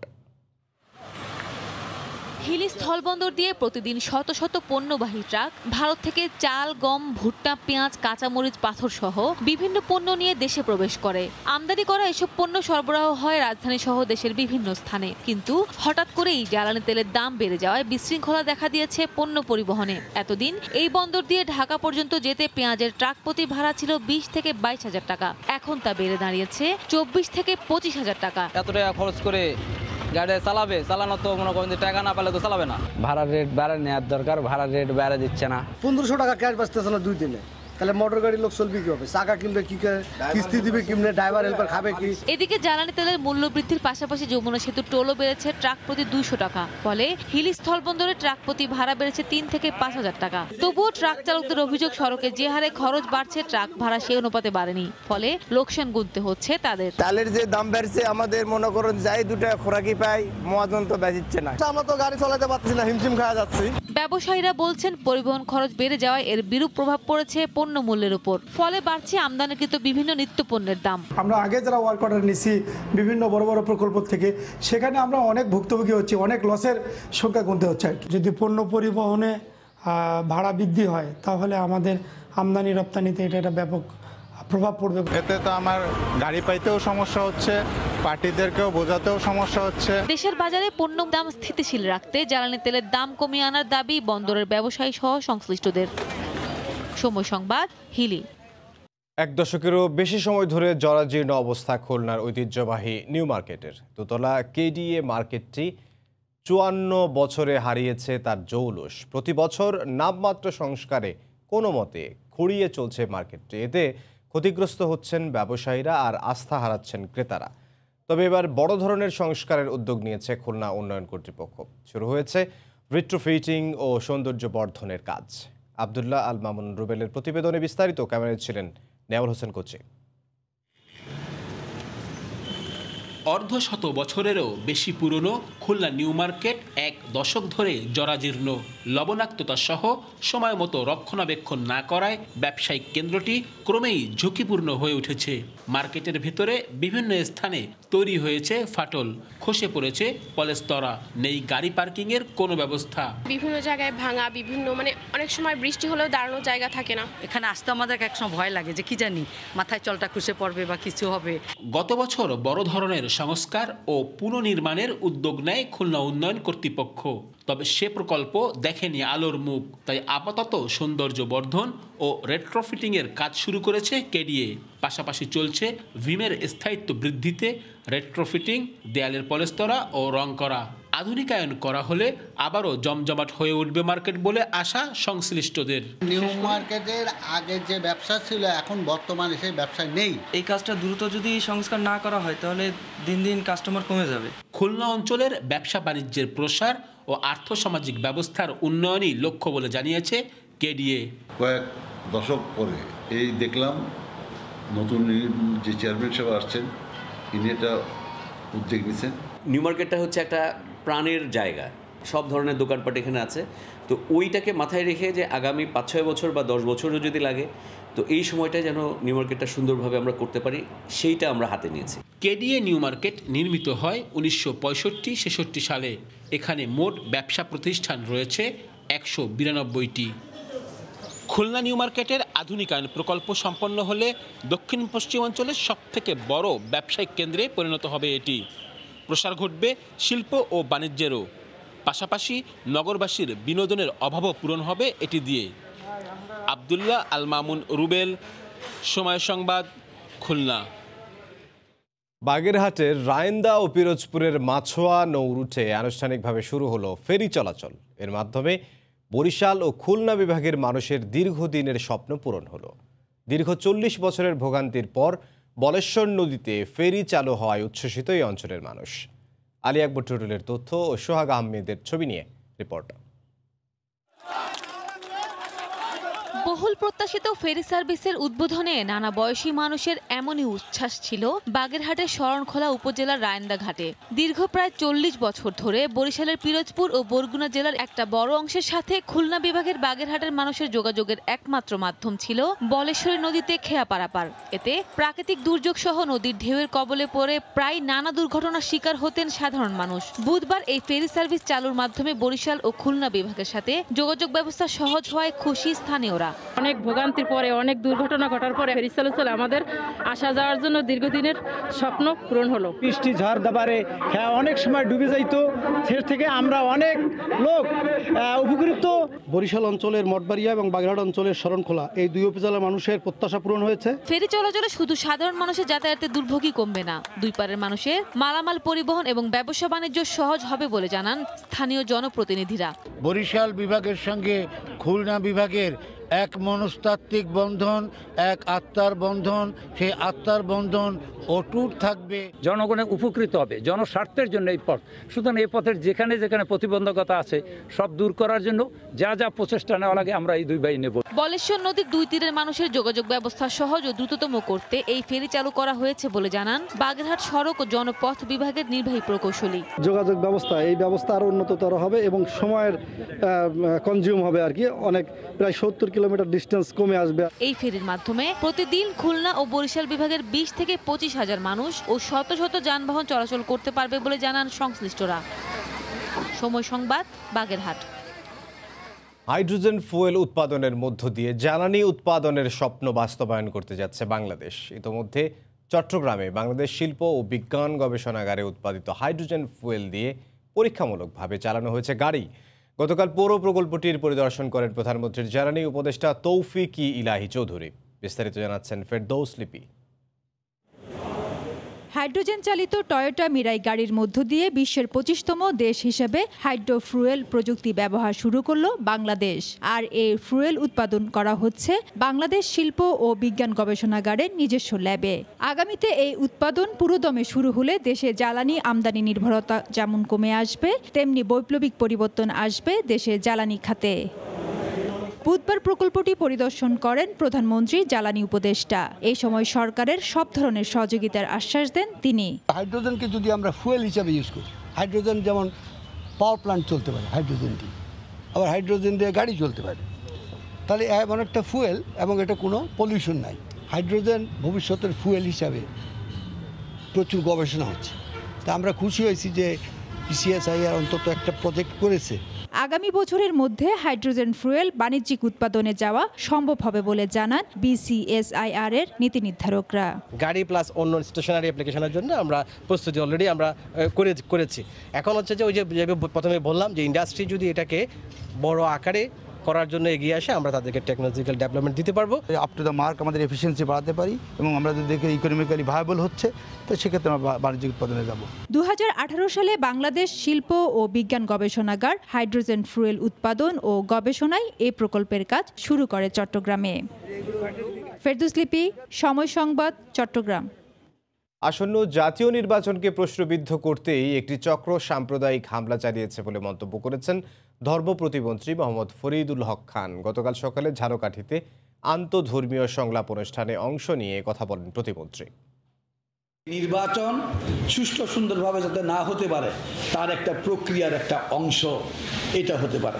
কোনো মুসলমান ইমানদার এই কাজ করতে পারে না, কোনো হিন্দু ইমানদার তারা এই কাজ করতে পারে না। ইতিমধ্যে কিন্তু আমরা ফুটেজের মাধ্যমে যারা প্রকৃতপক্ষে দোষী আমরা তাদেরকে ডিটেক্ট করতে আমাদের যারা আইন শৃঙ্খলা বাহিনীর তারা কিন্তু সেটা করতে সক্ষম হয়েছে। বিএনপি অসাম্প্রদায়িক বাংলাদেশকে সাম্প্রদায়িক করার চেষ্টা করছে বলে অভিযোগ করেছেন নৌপরিবহন প্রতিমন্ত্রী খালিদ মাহমুদ চৌধুরী। গতকাল বিকেলে রংপুরে স্থানীয় টাউন হলে শেখ রাসেল দিবস উপলক্ষে আয়োজিত এক অনুষ্ঠানে অংশ নিয়ে তিনি একথা বলেন। ৭২-এর সংবিধানের রূপ পাল্টে দেওয়ার চেষ্টা করেছে। আমাদের যে অসাম্প্রদায়িক বাংলাদেশ, সেই বাংলাদেশকে সাম্প্রদায়িক বানানোর চেষ্টা করা হয়েছে। খুনিদেরকে রাজনীতি করার সুযোগ দেওয়া হয়েছে। খুনিদেরকে খালেদা জিয়া পার্লামেন্টে তার পাশের সিটে বসিয়েছিলেন, কিন্তু পারে নাই। সত্য চিরদিবসের মতো আলোর বর্ষণ করেছে। বাংলাদেশ পুলিশের জন্য ভারত থেকে আরও 6টি ঘোড়া আনা হয়েছে। গতকাল সন্ধ্যায় ভারতের পেট্রাপোল বন্দর দিয়ে অ্যাম্বুলেন্সে করে আনা হয় ঘোড়াগুলোকে। বেনাপোল বন্দরে প্রবেশের পর প্রথমে স্বাস্থ্য পরীক্ষা করা হয়, পরে প্রাথমিকভাবে সুস্থ মনে হওয়ায় ঘোড়াগুলিকে ছাড়পত্র দেয় উপজেলা প্রাণী সম্পদ অফিস। অন্যান্য প্রক্রিয়া শেষে এগুলো পুলিশ সদর দপ্তরে হস্তান্তর করা হবে বলে জানায় কর্তৃপক্ষ। এর আগে গত 3 অক্টোবর আরও 6টি ঘোড়া আমদানি করা হয়।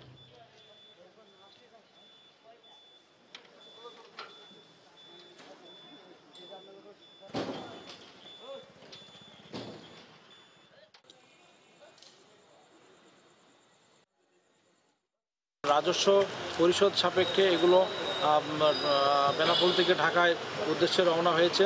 কোয়ারেন্টাইন সম্পূর্ণ করে ঘোড়াগুলো রাজারবাগ পুলিশ লাইনে অ্যাকসেপ্ট করার জন্য প্রতিস্থাপন করা। ঝালকাঠিতে হরিজন সম্প্রদায়ের অন্যতম ধর্মীয় উৎসব সূর্য পূজা পালন করা হয়েছে। গতকাল বিকেলে শহরের সুগন্ধা নদী পাড়ে নানা আচার আর অনুসর্গে পালিত হয় বিশেষ এই উৎসব। সূর্যাস্তের আগে নদীতে কোমর জলে নেমে সম্প্রদায়ের নারীরা দেবতা সূর্যকে প্রণাম জানান প্রতিদিন অস্ত উদয়ের ধারাবাহিকতা রক্ষায়। হরিজন সম্প্রদায় বিশ্বাস করে সূর্য শক্তির দেবতা পৃথিবীর রোগ শোক আর জাগতিক মঙ্গল অমঙ্গল নিয়ন্ত্রণের ধারক, আর তাই সূর্যকে সন্তুষ্ট করতে প্রার্থনা আর আচার অনুষ্ঠানে পালিত হয় এই সূর্য পূজা। এই উৎসবকে ঘিরে নদী পাড়ে সব সম্প্রদায়ের মানুষের ঢল নামে।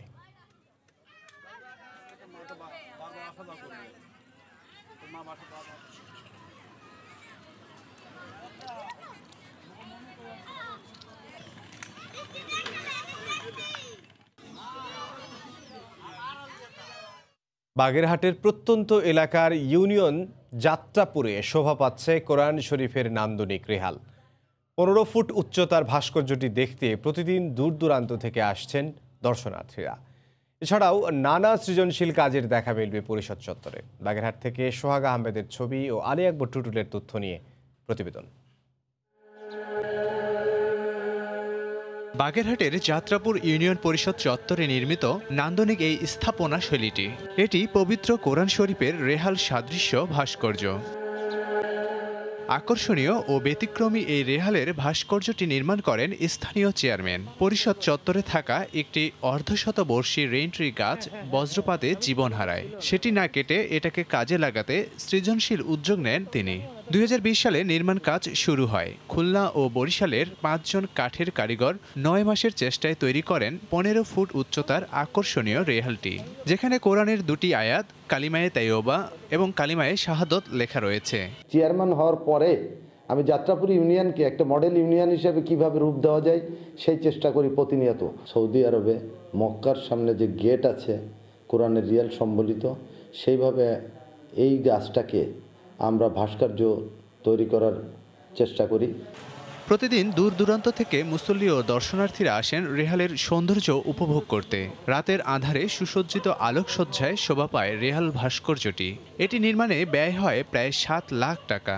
নামাজ পড়া শেষ হয়ে আমরা যখন এখান থেকে যাই এটা দেখি এবং আমাদের দেখে খুব ভালো লাগে। কোরআন শরীফের রেল হয়েছে, এটা পোতাকে নিয়ে দেখতে আইছি আমরা। অনেকে অনেক ভালো কথা বলে, আমাদের ভালো লাগে ওইটার জন্য। দিনের বেলায় যেমন দেখতে সুন্দর, রাতের বেলায় দেখতে আরো বেশি সুন্দর লাগে। এছাড়াও পরিষদ চত্বরে ইউনিয়নের মানচিত্র, মসজিদ, স্মৃতিসৌধ, community centre, public library, nursery, নারী উন্নয়ন কেন্দ্র ও শিশুদের বিনোদনের জন্য রয়েছে রাইডস। সময় সংবাদ, Bagerhat. EDF Aluminium, redefine possibilities. কিছুক্ষণ পরেই শুরু হচ্ছে দ্বিতীয় ধাপের ইউপি নির্বাচনের ভোট গ্রহণ। এরই মধ্যে কেন্দ্রে উপস্থিত হতে শুরু করেছেন ভোটাররা। এ বিষয়ে বিস্তারিত জানাতে ফেনী থেকে যুক্ত হচ্ছেন সহকর্মী আতিয়ার সজল এবং বরিশালে আছেন সহকর্মী শফিক মুন্সি। যাব তাদের কাছে, প্রথমেই যাব সজলের কাছে। সজল। হ্যাঁ ইমরান, আমরা রয়েছি ফুলগাজী উপজেলায়, যেখানে আজকে সারা দেশের যে ইউনিয়ন পরিষদ নির্বাচন ভোট অনুষ্ঠিত হচ্ছে তার মধ্যে ফেনীর ফুলগাজীর 6টি ইউনিয়ন পরিষদ নির্বাচন অনুষ্ঠিত হচ্ছে। কিছুক্ষণের মধ্যেই এখানে ভোট অনুষ্ঠিত হবে, ভোট গ্রহণ শুরু হবে। আপনাকে একটা তথ্য জানিয়ে রাখি, সেটা হচ্ছে এই ফুলগাজী ইউনিয়নের উপজেলায় 6টি ইউনিয়ন রয়েছে। যে 6টি ইউনিয়নের মধ্যে 3টি ইউনিয়নে ইতিমধ্যেই বিনা প্রতিদ্বন্দ্বিতায় চেয়ারম্যান নির্বাচিত হয়ে গেছে, অন্যান্য পদে নির্বাচন অনুষ্ঠিত হবে। আরেকটি তথ্য জানিয়ে রাখি যে একটি প্রচলিত কথা রয়েছে যে ভোটের কোনো ধরনের অভিযোগ না থাকে, আগের রাতে যাতে কেউ ব্যালট পেপারে সিল না মারতে পারে, এজন্য কিন্তু গত সব অন্যান্য জায়গার মতন এই জায়গায় কিন্তু একটু ভিন্নতা রয়েছে। সেটা হচ্ছে এখানে ব্যালট পেপার রাত্রে পৌঁছানো হয় নাই। আমরা খবর নিয়েছি কিছুক্ষণ আগে, গতকালও যদিও নির্বাচনের যত সরঞ্জামাদি রয়েছে সেগুলো স্ব কেন্দ্রে পৌঁছানো হয়েছে, শুধুমাত্র ব্যালট পেপার ছাড়া সকালেই ফেনীর এ সকল যে নির্বাচন হবে সেখানে কিন্তু ব্যালট পেপার পৌঁছানো হয়েছে কিছুক্ষণ আগেই। আপনাকে যদি বলি, এই উপজেলায় 94,096টি জন ভোটার আজকে ভোট কেন্দ্রে বা তাদের ভোটাধিকার প্রয়োগ করবে। এর মধ্যে এখানে প্রার্থিতা করবেন যারা রয়েছেন তার মধ্যে 273 জন প্রার্থী তাদের প্রার্থিতা আজকে করছেন। আমরা যে যে ইউনিয়নটিতে রয়েছে আমজাদহাট, সেখানে কিন্তু প্রতিদ্বন্দ্বিতাপূর্ণ একটি নির্বাচন হওয়ার সম্ভাবনা রয়েছে। এখানে যে বিশেষ করে চাচা ভাতিজার একটি লড়াই হবে, যেখানে নৌকার প্রতীকে রয়েছেন মীর হোসেন, আবার এবং স্বতন্ত্র প্রার্থী একজন রয়েছে, আরও 3 জন, এবং আরেকজন প্রার্থী রয়েছে যিনি কিনা হচ্ছে ওনার জাতীয় সমাজতান্ত্রিক দলের উনি একজন বীর মুক্তিযোদ্ধা সুরুজ্জামান, তিনিও এখানে মশাল প্রতীকে নির্বাচন করবেন। এবং তিনি কিছুক্ষণ আগে আমাদের কাছে যে অভিযোগটি করেছেন, তার বিভিন্ন যে কেন্দ্রের যারা এজেন্ট রয়েছে তাদেরকে গতকাল রাতে বাধা দেওয়া হয়েছে এবং হুমকি দেওয়া হচ্ছে যাতে করে কোনোভাবেই যাতে কেন্দ্রে না যায়, এই জন্য হুমকি দিয়েছেন। যা এর জন্য অনেক তার নিয়ে আশঙ্কা করছেন অনেক এজেন্ট হয়তো এখানে তার নাও পেতে পারেন, তাদের বাড়ি বাড়ি গিয়ে এখানে প্রভাবশালীরা হুমকি দিয়েছেন। এবং এখানে যদি বলি যে এই নির্বাচন পর্যবেক্ষণের জন্য কিন্তু 6 জন নির্বাহী ম্যাজিস্ট্রেট রয়েছেন এবং 2 জন জুডিশিয়াল ম্যাজিস্ট্রেট থাকবেন এবং র্যাব, পুলিশ, আনসারের পাশাপাশি বিজিবিও থাকবেন। এবং এখানকার আমরা কথা বলেছিলাম যেখানকার যে জেলা প্রশাসক রয়েছেন আবু সেলিম মোহাম্মদ মাহমুদুল হাসান, তিনি যেটা জানিয়েছেন যে কোনো ধরনের ছাড় দেওয়া হবে না। এবং মোহাম্মদ আবদুল্লাহ আল মামুন যিনি রয়েছেন ফেনীর পুলিশ সুপার, তিনি যেটা জানিয়েছেন কোনোভাবেই কোনো ধরনের অপতৎপরতা সহ্য করা হবে না এবং এই নির্বাচনকে সুষ্ঠু করতে যা যা করা দরকার তারা সব কিছুই করবে। এবং আপনাকে যদি বলি যে এই নির্বাচন সুষ্ঠু করতে কিন্তু মাঠ পর্যায়ে প্রশাসন তৎপর রয়েছে, তবে বিভিন্ন বিদ্রোহী প্রার্থী যারা রয়েছেন এবং স্বতন্ত্র প্রার্থী যারা রয়েছেন তারা যেটা অভিযোগ করেছেন যে বহিরাগত থেকে যারা এই এলাকার ভোটার না বা এলাকার বাসিন্দা না, এরকম অনেক লোক গতকাল রাত থেকে ফুলগাজীতে অবস্থান করছে। তারা প্রশাসনের কাছে দাবি জানিয়েছেন এ সকল বহিরাগতরা যাতে করে কেন্দ্রে প্রভাব বিস্তার না করতে পারে সেই বিষয়টি যেন খেয়াল রাখে। এবং এটা যদি পর্যাপ্তভাবে নিশ্চিত করা যায় তাহলে ফুলগাজীতে একটি শান্তিপূর্ণ ভোট এবং নিরপেক্ষ সুষ্ঠু ভোট অনুষ্ঠিত হবে। এবং এই প্রত্যাশায় ভোটাররা আশায় বুক বেঁধে আছেন এবং কিছুক্ষণের মধ্যেই এই ভোট কার্যক্রম শুরু হবে বলে এখানকার নির্বাচন সংশ্লিষ্ট যারা রয়েছেন তারা আমাদেরকে জানিয়েছেন। আমরা এখন নির্বাচনের অবস্থা জানতে চলে যাব বরিশালে আমাদের আরেক সহকর্মী শফিক মুন্সির কাছে। শফিক, যেমনটি বলছিলেন ফেনীর মতো একইভাবে বরিশাল জেলার 12টি ইউনিয়নে কিন্তু আজকে এই ইউনিয়ন পরিষদ নির্বাচন সম্পন্ন হচ্ছে। আমরা বর্তমানে আছি বরিশাল সদর উপজেলার যে করাপুর রায়পাশা ইউনিয়ন, সেখানকার ধর্মাদি স্কুল নামের একটা কেন্দ্রে ভোট গ্রহণ কিন্তু শুরু হবে সকাল 8টা থেকে এবং এখানে বিরতিহীনভাবে 4টা পর্যন্ত আসলে ভোট গ্রহণ চলমান থাকবে। এখন পর্যন্ত এখানকার যে সার্বিক পরিস্থিতি সেটা খুব সুষ্ঠু এমনটাই জানিয়েছেন কিন্তু আইন শৃঙ্খলা রক্ষাকারী বাহিনীর সদস্যরা। ভোটের দেওয়ার জন্য কিন্তু আমরা এখানে আসার পথে দেখেছি যে কেন্দ্রের আশেপাশে প্রচুর ভোটার, তারা আসলে একটা উৎসব মুখর পরিবেশে যেন ভোট তাদের ভোটাধিকার প্রয়োগ করতে পারে সেরকম একটা আকাঙ্ক্ষা নিয়ে তারা রয়েছেন। তবে এখন পর্যন্ত কিন্তু ভোটারদের উপস্থিতি কেন্দ্রে দেখা যায়নি, সেটা কিন্তু 8টা বাজতে যেহেতু এখনও প্রায় 30 মিনিট বাকি, তারপর আসলে এই কেন্দ্রে ভোটারদের উপস্থিতি নিশ্চিত করা হবে। কিন্তু এর আগে কিন্তু 8টার আগে ভোটাররা কেউ কেন্দ্রে ভিড় করতে পারবেন না বলে আমাদের এখানকার আনসার সদস্য যারা আছেন তারা আমাদেরকে জানিয়েছেন। আমি যদি আরেকটু জানিয়ে রাখি যে আজকে যে 12 ইউনিয়নের নির্বাচন হচ্ছে বরিশালে, সেখানে 108টি সাধারণ ওয়ার্ডের সদস্য পদে 445 ও সংরক্ষিত ওয়ার্ডের সদস্য পদে 136 জন প্রার্থী মনোনয়নপত্র দাখিল করেছেন। এর মধ্যে সাধারণ ওয়ার্ডের সদস্য পদে 410 ও সংরক্ষিত ওয়ার্ডের সদস্য পদে 131 জন প্রার্থী নির্বাচনে অংশগ্রহণের বৈধতা পেয়েছেন। এদিকে জেলা নির্বাচন কার্যালয় থেকে জানা গেছে যে এই 12টি যে ইউনিয়ন আজকে নির্বাচন সম্পন্ন হবে সেখানে চেয়ারম্যান পদে মনোনয়নপত্র দাখিল করেছিলেন 50 জন, এর মধ্যে 49 জন আসলে বৈধতা পেয়েছেন। আমরা এই যে কেন্দ্র ধর্মাদি সরকারি প্রাথমিক বিদ্যালয় কেন্দ্রের যে প্রিজাইডিং অফিসার তার সাথে কথা বলেছিলাম, তিনি আমাদেরকে যেটি বলেছেন যে নির্বাচন সুষ্ঠুভাবে সম্পন্ন করার সাথে সাথে তাদের কিন্তু আরেকটা আসলে লক্ষ্য আছে, সেটা হচ্ছে যেহেতু করোনা এখন পর্যন্ত বাংলাদেশ থেকে বিলুপ্ত হয়ে যায়নি, তো করোনার প্রকোপ থেকে আসলে রক্ষা পেতে এবং একই সাথে যে স্বাস্থ্যবিধি আছে সেটা অনুসরণের জন্য তারা যে ব্যবস্থাগুলো আছে সেগুলো নিয়েছেন। ভোটাররা যেন কেন্দ্রে প্রবেশ করে অন্তত 3 ফিট দূরত্বে দাঁড়ান সে ব্যাপারে আসলে আনসার এবং আইন শৃঙ্খলা রক্ষাকারী বাহিনীর সদস্যদের নির্দেশনা দেওয়া হয়েছে এবং ভোট কেন্দ্রে প্রবেশের আগে হ্যান্ড স্যানিটাইজ করে নেবার একটা ব্যবস্থা রাখা হয়েছে। আর এই ভোট উপলক্ষে কিন্তু আইন শৃঙ্খলা রক্ষাকারী বাহিনীর প্রচুর সদস্য আমরা কিন্তু কেন্দ্রে দেখতে পাচ্ছি।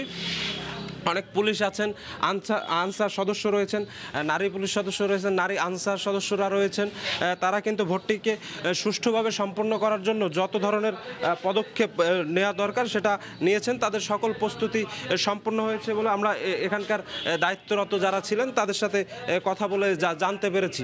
আর এই ভোটটিকে আমরা এই ইউনিয়নে এসে দেখেছি যে একটা উৎসবের আমেজ দেওয়ার জন্য কিন্তু সর্বাত্মকভাবে চেষ্টা করে যাচ্ছেন বিভিন্ন প্রতিদ্বন্দ্বীকারী প্রার্থী যারা তারা কিন্তু বিভিন্ন বুথ খুলেছেন যে কেন্দ্রের কাছাকাছি, এবং এই কেন্দ্রটিকে কিন্তু সামিয়ানা টানিয়ে একটা যেন ঈদের মতো একটা আমেজ যেন সবাই পায়, একটা দীর্ঘদিন পর ভোট দিতে পারবে এইরকম একটা জায়গা যেন সৃষ্টি হয়, সে ধরনের প্রচেষ্টা কিন্তু চালানো হয়েছে। আমরা কিন্তু সেই উৎসাহ এখানকার ভোটারদের মাঝেও দেখেছি। এই যে কেন্দ্র, সেই কেন্দ্রের ভোটার সংখ্যা কিন্তু 2218 জন, এবং এখানকার প্রিজাইডিং অফিসার সহ প্রতিযোগী যারা আছে তাদের অনেকের সাথে কথা বলে আমরা যেটা জানতে পেরেছি, তারা সকলে আশা প্রকাশ করছেন যে সব ভোটাররা যেন এখানে উপস্থিত হয় এবং নির্বিঘ্নভাবে উৎসবের আমেজে ভোট তাদের ভোটাধিকার প্রয়োগ করতে পারেন। এই ছিল বরিশালের 12 ইউনিয়নের যে ইউনিয়ন পরিষদ নির্বাচন, সে ব্যাপারে সর্বশেষ খবর। ফিরে যাচ্ছি স্টুডিওতে। বরিশাল থেকে শফিক মুন্সি এবং এর আগে ফেনী থেকে যোগ দিয়েছিলেন সহকর্মী আতিয়ার সজল। তারা জানাচ্ছিলেন ইউনিয়ন পরিষদ নির্বাচনের দ্বিতীয় ধাপের ভোট গ্রহণ অল্প কিছুক্ষণের মধ্যেই শুরু হবে, সে খবর দেখছেন ভোরের সময়।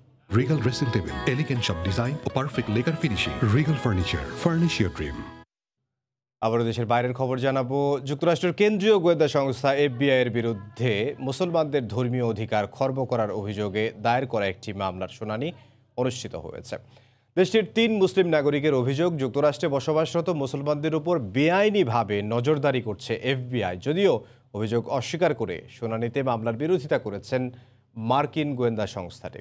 যুক্তরাষ্ট্রের ক্যালিফোর্নিয়া থেকে লস্কর আল মামুনের রিপোর্ট। 9/11 হামলার পর থেকেই কোণঠাসা যুক্তরাষ্ট্রে বসবাসরত মুসলমানরা। ধর্মীয় বিদ্বেষের কারণে বিভিন্ন সময় হামলার শিকার হন তারা। সামাজিকভাবেও রয়েছে নানামুখী সংকটে। এমন পরিস্থিতিতে যুক্তরাষ্ট্রের হাইকোর্টে খোদ কেন্দ্রীয় তদন্ত সংস্থা FBI বিরুদ্ধে মুসলিমদের উপর নজরদারির অভিযোগে একটি মামলা রুজু হয়। ক্যালিফোর্নিয়ার 3 মুসলিমের দায়ের করা মামলায় বলা হয় 2001 সালে সন্ত্রাসী হামলার পর থেকে মুসলমানদের বিরুদ্ধে বেআইনিভাবে নজরদারি করছে FBI। ওই 3 মুসলিমের দাবি তাদের ধর্মীয় স্বাধীনতা খর্ব করছে FBI। বাদীপক্ষের আইনজীবীরা বলছেন, যুক্তরাষ্ট্রে শত শত মানুষের বিরুদ্ধে কেবল ধর্মের কারণে গোয়েন্দা নজরদারি চালানো হয়, যা সুস্পষ্ট ধর্মীয় বৈষম্য ও তাদের অধিকার লঙ্ঘন। এটি মার্কিন সংবিধান পরিপন্থী। শুনানিতে মামলার বিরোধিতা করছে FBI। মার্কিন তদন্ত সংস্থার দাবি, ধর্মীয় বৈষম্যের অভিযোগে FBI বিরুদ্ধে মামলা করা যায় না, কারণ তাতে রাষ্ট্রীয় গোপনীয়তা ফাঁস হয়ে যাবে। মার্কিন সরকারেরও দাবি, গোপনীয়তা বজায় রেখে FBI-কে তাদের কাজ অব্যাহত রাখতে দেওয়া উচিত। তবে সরকারের ওই যুক্তি নিয়ে প্রশ্ন তুলেছেন সুপ্রিম কোর্টের রক্ষণশীল বিচারপতি নীল গরসাস। জানা যায় 2006 থেকে 2007 সাল পর্যন্ত গ্রেগ মন্টেল নামের এক ব্যক্তিকে তথ্য সরবরাহকারী হিসেবে নিয়োগ দেয় FBI। 9/11 হামলার পর সন্ত্রাস বিরোধী অভিযানের অংশ হিসেবে মুসলিমদের সম্পর্কে তথ্য সংগ্রহ করতেন ওই ব্যক্তি। তিনি ক্যালিফোর্নিয়ার দক্ষিণাঞ্চলে গিয়ে ইসলাম ধর্ম গ্রহণ করে নাম পরিবর্তন করেন। মুসলমানদের সঙ্গে সখ্যতা গড়ে বিভিন্ন সময় তাদের কথোপকথন রেকর্ড করার পাশাপাশি চালাতেন গোয়েন্দা নজরদারি। লস্কর আল মামুন, সময় সংবাদ, ক্যালিফোর্নিয়া, যুক্তরাষ্ট্র। কর্মীদের অগ্রাধিকার দিয়ে পর্তুগালে পাস হওয়ার নতুন শ্রম আইন নিয়ে চলছে ব্যাপক আলোচনা। কর্মঘণ্টার বাইরে কর্মীর সঙ্গে নিয়োগকর্তা যোগাযোগ করলেই তাকে গুনতে হবে জরিমানা। কর্মী চাইলেই বাসা থেকে কাজ করতে পারবেন, সেক্ষেত্রে নিয়োগকর্তাকে গুনতে হবে অতিরিক্ত বিদ্যুৎ ও ইন্টারনেট বিলের খরচ। এমন অনেক কর্মী বান্ধব বিষয় অন্তর্ভুক্ত করা হয়েছে নতুন আইনটিতে। লিসবন থেকে তারিকুল হাসান আশিকের রিপোর্টে বিস্তারিত। সম্প্রতি কর্মীদের অনুকূলে একটি বড় আইনগত পদক্ষেপ নিয়েছে পর্তুগাল। দেশটির সরকার এমন একটি আইন পাশ করেছে যেখানে নির্ধারিত কর্মঘণ্টার বাইরে কর্মীর সঙ্গে কোম্পানি বা নিয়োগকর্তার কর্মসংক্রান্ত যোগাযোগকে অবৈধ ঘোষণা করা হয়েছে, যা নিয়ে এখন চলছে রীতিমতো আলোচনা। পর্তুগালের ক্ষমতাসীন সোশ্যালিস্ট পার্টি জানায়, গেল শুক্রবার দেশটি পার্লামেন্টে নতুন এই শ্রম আইনের অনুমোদন দেওয়া হয়। এতে বলা হয়েছে, কর্মঘণ্টা শুরুর আগে ও কর্মঘণ্টা শেষ হওয়ার পর কোম্পানি বা নিয়োগকর্তা যদি কর্মীর সঙ্গে কর্মসংক্রান্ত বিষয়ে যোগাযোগ করেন তাহলে বড়সড় জরিমানার মুখে পড়তে পারেন। এই যোগাযোগের মধ্যে থাকতে পারে কর্মীকে কল করা, ইমেইল বা টেক্সট করা। ফেসবুকের যোগাযোগও থাকছে এর আওতায়। আর এই নিষেধাজ্ঞা কেউ অমান্য করলে তা শাস্তিযোগ্য অপরাধ বলে গণ্য হবে। আইনটি যেসব কোম্পানির ক্ষেত্রে প্রযোজ্য যাদের 10 জনের বেশি কর্মচারী রয়েছে। এতে আরও বলা হয়েছে, কর্মী যদি ঘরে বসে কাজ করেন সেক্ষেত্রে বিদ্যুৎ ও ইন্টারনেট বিলের ব্যয়ভার বহনে কোম্পানি কর্মচারীকেই সহায়তা করবে। এছাড়া বাড়িতে বসে কাজ করার সময় কর্মীদের নজরদারি করতে পারবেন না নিয়োগকর্তা। নতুন আইন পাশের খবরে খুশি প্রবাসী কর্মীরাও। এই আইনটি কর্মী বান্ধব বা কর্মচারীদের পক্ষে অনেক বেশি উপকারিতা রয়েছে। নির্ধারিত সময়ের বাইরে কেউ কোনো কর্মীকে আপনার বেশিক্ষণ কাজ করাতে পারবে না, সেটা বাধ্য করানো যাবে না। আর যারা অনলাইনে কাজ করে তা আমি মনে করি তাদের জন্য এটা একটা ভালো নিউজ। আইন অনুযায়ী কোনো কর্মীর সন্তানের 8 বছর বয়স না হওয়া পর্যন্ত তিনি চাইলে বাড়িতে বসে কাজ করার অধিকার দাবি করতে পারবেন। আর কর্তৃপক্ষকে বাধ্যতামূলকভাবে এ দাবি মেনে নিতে হবে। দাবি না মানলে কোম্পানিকে গুনতে হবে জরিমানা। নতুন আইনটি কর্মীদের মানসিক স্বাস্থ্যের পাশাপাশি ব্যক্তিগত জীবনের উন্নতিতেও ভূমিকা রাখবে বলে আশা করা হচ্ছে। তারিকুল হাসান আশিক, সময় সংবাদ, লিসবন, পর্তুগাল। শ্রীলঙ্কায় ফসলি জমিতে রাসায়নিক সার ব্যবহারে সরকারি নিষেধাজ্ঞার কারণে চরম বিপাকে পড়েছেন কৃষকরা। সার ব্যবহারের নিষেধাজ্ঞা প্রত্যাহারের দাবিতে বিক্ষোভ করেছেন তারা। কৃষকরা বলছেন, সার আমদানি বন্ধ থাকায় ব্যাহত হচ্ছে চাষাবাদ, কমে গেছে উৎপাদন। এতে আগামী মৌসুমে তীব্র খাদ্য সংকট দেখা দিতে পারে বলে আশঙ্কা বিশেষজ্ঞদের। দেখে মনে হবে মৃতদেহের কফিন ঘাড়ে শবদাহের জন্য হেঁটে যাচ্ছেন হাজারো মানুষ। আসলে তা নয়। কফিন ঘাড়ে রাস্তায় বিক্ষোভ করছেন শ্রীলঙ্কার কৃষকরা। কফিনের গায়ে লেখা কৃষিকাজের মৃত্যু। জৈব সার ব্যবহারে কৃষকদের উৎসাহিত করতে চলতি বছরের শুরুর দিকে রাসায়নিক সার, কীটনাশক ও ভেষজনাশক আমদানি নিষিদ্ধ করে শ্রীলঙ্কা সরকার। সরকারের হঠাৎ এই সিদ্ধান্তে বিপাকে পড়েছেন কৃষকরা। বিতর্কিত ওই সিদ্ধান্তের বিরুদ্ধে বুধবার কৃষি মন্ত্রণালয়ের সামনে ফসল পুড়িয়ে প্রতিবাদ জানান তারা। আজকে ফসল চাষের জন্য আমাদের জমিতে কাজ করার কথা, অথচ আমরা সারের ইস্যুতে রাস্তায় নেমেছি। আমরা ধান চাষি, জমি চাষ করি। এই মুহূর্তে বড় সমস্যা হলো সার। আশা করছি পরিমাণে অল্প হলেও আমরা সার পাবো। যদি না পাই তাহলে আর কোনো বিকল্প পথ আমাদের সামনে খোলা নেই, কেননা কম্পোস্ট সার তৈরির কোনো ধারণাই আমাদের নেই। কৃষকদের প্রতিবাদের মুখে ভারত থেকে অক্টোবর মাস থেকে সীমিত পরিসরে পটাশিয়াম ক্লোরাইড ও নাইট্রোজেন আমদানি করছে লঙ্কান সরকার। দেশটির কৃষিবিদরা বলছেন, সার ও কীটনাশক আমদানি নিষিদ্ধের কারণে চরমভাবে ব্যাহত হচ্ছে চাষাবাদ। উৎপাদন কমে যাওয়ায় আগামী মৌসুমে তীব্র খাদ্য সংকট দেখা দিতে পারে বলে আশঙ্কা তাদের। স্বাধীনতার পর এটি সবচেয়ে খারাপ সিদ্ধান্ত সরকারের। এমন সিদ্ধান্তে দেশটির খাদ্য নিরাপত্তায় প্রভাব পড়বে। এবছরের শুরুতে শ্রীলঙ্কার এগ্রিকালচারাল ইকোনমিক্স অ্যাসোসিয়েশনের তথ্য অনুযায়ী গড় কৃষি উৎপাদনশীলতা 20% কমে গেলে শ্রীলঙ্কায় জিডিপি 3.5% কমতে পারে। এতে অর্থনৈতিকভাবে হুমকির মুখে পড়বে দেশটি। রাইসা জান্নাত, সময় সংবাদ। ভারত নিয়ন্ত্রিত কাশ্মীরের শ্রীনগরকে কারু ও লোকশিল্পের জন্য ক্রিয়েটিভ সিটির স্বীকৃতি দিয়েছে ইউনেস্কো। এই খবরে শহরটির বাসিন্দাদের পাশাপাশি স্বয়ং ভারতের প্রধানমন্ত্রী নরেন্দ্র মোদীও আনন্দ প্রকাশ করেছেন। থরে থরে সাজানো কারুশিল্পীদের তৈরি নানা সামগ্রী, দেয়ালে দেয়ালে টাঙানো পশমি চাদর, এসবের পরতে পরতে লোকজ ঐতিহ্যের ছাপ। এটি ভারত নিয়ন্ত্রিত কাশ্মীরে অবস্থিত শ্রীনগর শহরের ক্রাফট মিউজিয়ামের ভেতরের দৃশ্য। লোক ও কারুশিল্পের জন্য যে শহরটি আগে থেকেই সুপরিচিত। এই শ্রীনগরকে ক্রিয়েটিভ সিটি হিসেবে স্বীকৃতি দিয়েছে জাতিসংঘের শিক্ষা, বিজ্ঞান ও সংস্কৃতি সংস্থা ইউনেস্কো। ইউনেস্কোর নেটওয়ার্ক অব ক্রিয়েটিভিটি সিটিজ তালিকায় যুক্ত করা হয়েছে শহরটির নাম। ভারতের মুম্বাই, হায়দ্রাবাদ, জয়পুরের পর এ তালিকায় যুক্ত হলো শ্রীনগর। কাশ্মীরে নানা ধরনের শিল্পপণ্য তৈরি হয়ে থাকে। পর্যটকদের কাছে অঞ্চলটির পশমি চাদর, কার্পেট, পাটি, পিরান, হাতের কাজ করা শীতের পোশাক অত্যন্ত জনপ্রিয়। এছাড়া কাঠের ওপর খোদাই করা শিল্পকর্ম, কাগজ দিয়ে তৈরি ক্রাফট ও বেশ কিছু পারফরমেন্স আর্টও সুপরিচিত। কারু ও লোকশিল্পের জন্য ইউনেস্কোর স্বীকৃতি পাওয়ায় উচ্ছ্বসিত শ্রীনগরের বাসিন্দারা। এ খবরে আনন্দ প্রকাশ করেছেন স্বয়ং ভারতের প্রধানমন্ত্রী নরেন্দ্র মোদীও। এক টুইটার বার্তায় তিনি কাশ্মীরের জনগণকে শুভেচ্ছা জানিয়েছেন। ইউনেস্কো কারুশিল্প, লোকশিল্প, মিডিয়া আর্টস, ফিল্ম ডিজাইন, সাহিত্য, সঙ্গীত ও শিল্পচর্চা এই 7টি বিষয় বিবেচনা করে কোনো শহরকে ক্রিয়েটিভ সিটি হিসেবে তালিকাভুক্ত করে থাকে। রাইসা জান্নাত, সময় সংবাদ। শুধু ক্রিকেটাররাই নয়, অযাচিত মন্তব্য রোধে খেলোয়াড়দের সঙ্গে কোড অফ কন্ডাক্টের আওতায় আনা উচিত বিসিবি কর্তাদেরও।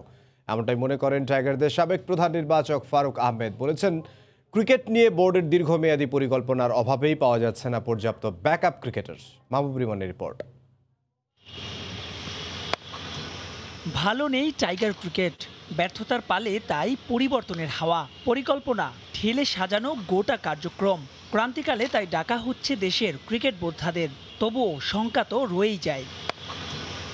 মাশরাফি থেকে সালাউদ্দিন, নাজমুল আবেদিন ফাহিম কিংবা ফারুক আহমেদ, গুঞ্জন চলছে বিসিবিতে ফিরছেন তারা। কিন্তু প্রস্তাব পাওয়ার আগেই অনেকে জুড়ে দিচ্ছেন নানা শর্ত। কাজের পরিবেশে থাকতে হবে স্বাধীনতা। তবে কি বোর্ডে বর্তমানে যারা কাজ করেন তারা পুরোপুরি স্বাধীন নন? উত্তরটা বোধহয় সবারই জানা। ব্যাখ্যাটা দিলেন সাবেক প্রধান নির্বাচক। আমি এখনো অফিসিয়ালি কোনো অফার পাইনি, so very difficult to make a comment at this point of time. But যদি ধরে নিচ্ছি যদি কোনো দিন এরকম আসে, তাহলে ডেফিনেটলি আমি ওইভাবেই চিন্তা করবো যে কাজের স্কোপ কতটুকু, যে কারণে আমি তো একটা পার্টিকুলার কারণে আমি কাজটা ছেড়েছিলাম। সো ওই জিনিসটা কতটুকু ইমপ্রুভ করবে, স্বাধীনতা কতটুকু কাজ করতে পারবো কিনা, কাজের স্কোপ আছে নাকি, যদি এরকম হয় তাহলে ডেফিনেটলি বিবেচনা করবো। জাতীয় দলে চলছে ক্রান্তিকাল। মাঠের পারফরমেন্সের সঙ্গে ক্রিকেটার বোর্ড কর্তাদের অযাচিত মন্তব্যে সামগ্রিক পরিবেশ হচ্ছে উত্তপ্ত। ফারুক আহমেদের পরামর্শ, খেলোয়াড়দের সঙ্গে কোড অফ কন্ডাক্টের আওতায় আনা উচিত বিসিবি কর্তাদেরও। There is a code of conduct for players, code of conduct থাকা উচিত অফিসিয়ালদেরও, ম্যানেজমেন্টেরও, যে তারা কতটুকু কীভাবে কী বলতে পারে, কতটুকু ডিরেক্ট বলতে পারে। কিছু কথা আছে যেটা হলে গিয়ে হয়তো রুমের মধ্যে হবে, যেটা বাইরে যাবে না। কিন্তু সব কথা যদি আমরা বাইরে বলে ফেলি তাহলে কিন্তু আসলে তখন কিন্তু এটা পর্যায়ে চলে যায়, এটা রেশারেশির পর্যায়ে চলে যায়। এটাও কিন্তু আপনি তখন আর পারফরমেন্স চিন্তা করবেন, তখন চিন্তা করবেন কখন ভালো খেলে এই কথাটার উত্তর দিব। সো এই জিনিসটা কাম্য না, আমি মনে করি এটা থেকে বেরিয়ে আসা দরকার। আক্ষেপ আছে পাইপলাইনের সংকট নিয়েও। বললেন, ক্রিকেট নিয়ে স্বল্প মেয়াদে পরিকল্পনায় হচ্ছে কাল, ফলাফল পাওয়া যাচ্ছে না সাকিব তামিমদের যোগ্য উত্তরসূরি। তার সময় হয়নি, আপনি চান্স দিয়েছেন, আবার কিন্তু 4টা ম্যাচের পর তাকে আপনি ছুঁড়ে ফেলেছেন। এইটা কিন্তু একটা টিমের জন্য কোনোভাবেই আপনি ভালো কোনো কাজ করতে পারবেন না। আপনার পাইপলাইনে 4টা প্লেয়ারকে আপনি টার্গেট করেছেন, আপনার ওপেনিং একটু উইক আছে, ওপেনিংয়ে একটা ব্যাটসম্যান আপনি চান, ওপেনিং ব্যাটসম্যানটাকে আপনি কোন ট্যুরে আপনি চান্স দিবেন। সো এই জিনিসগুলো আমি খুব ল্যাকিং দেখেছি। সেই সঙ্গে শুধুমাত্র পরিকল্পনাতেই নয়, করোনাকাল আর সামনের ব্যস্ত শিডিউলের কথা চিন্তা করে এখনই 3 ফরম্যাটের জন্য আলাদা দল গঠনের পরামর্শ টাইগারদের সাবেক এই অধিনায়কের। মাহবুব রিমন, সময় সংবাদ, ঢাকা। কোচিং স্টাফরা দেশে ফিরলে পাকিস্তান সিরিজের জন্য স্কোয়াড ঘোষণা করবে বিসিবির নির্বাচক প্যানেল। এই সিরিজে কোয়ারেন্টাইন নিয়ে থাকছে না কোনো বাধ্যবাধকতা। কোভিড টেস্টে নেগেটিভ আসলেই যোগ দেবেন ক্যাম্পে। কদিন থেকেই মিরপুরে ফের শুরু হয়েছে ক্রিকেটারদের আনাগোনা। টিম ডিরেক্টর সুজন দেখভাল করছেন জাতীয় দলে ডাক পাওয়া ইমন তৌহিদদের। পাকিস্তান সিরিজে ছক্কা হাঁকাতে পড়াচ্ছেন পাওয়ার হিটিংয়ের পাঠ। আজ অনুশীলনে যোগ দিয়েছিলেন বিশ্বকাপ খেলে আসা শামীম পাটোয়ারিও। মিরপুরের ভেতরে ব্যস্ততা শেষ হতে না হতেই 2 নম্বর গেটে মনোযোগ গণমাধ্যমের। খবর মিলেছে আরব আমিরাতে ব্যর্থতার 16 কলা পূরণ করা টাইগারদের স্কোয়াডে আমূল পরিবর্তন আনতে মিটিংয়ে বসবেন নির্বাচকরা। বৈঠকে থাকবেন টিম ডিরেক্টরও। অপেক্ষা দীর্ঘ নয়, একে একে বোর্ডে পৌঁছলেন নান্নু, বাশার, রাজ্জাকরা। কিছুক্ষণের মধ্যেই হাজির খালেদ মাহমুদ সুজনও। চলল প্রায় 1.5 ঘন্টার লম্বা বৈঠক। তবে পরের গল্পটা একটু হতাশার। ক্যামেরার সামনে কথা বলতে রাজি না হলেও সাংবাদিকদের সঙ্গে কথা বলেছেন। মিটিংয়ে কি আলোচনা করা হলো সেটাই আগ্রহের কেন্দ্রে। বিপত্তিটা সেখানেই। প্রধান নির্বাচকের ভাষ্যের সঙ্গে মিলল না বাকিদের দেয়া তথ্যগুলো। প্রাথমিক নাকি চূড়ান্ত স্কোয়াড, সদস্য 18 নাকি 15, তা নিয়ে তথ্য বিভ্রাটে পড়তে হলো। যদিও কোচিং স্টাফরা ফেরার পর চূড়ান্ত হবে স্কোয়াড, সেটা পরিষ্কার। দল ঘোষণা হবে শুক্রবার। স্বস্তির খবর এই যে পাকিস্তান সিরিজে কোয়ারেন্টাইন নিয়ে কোনো ঝক্কি পোহাতে হবে না ক্রিকেটারদের। কোভিড টেস্টে নেগেটিভ আসলেই উঠতে পারবেন টিম হোটেলে।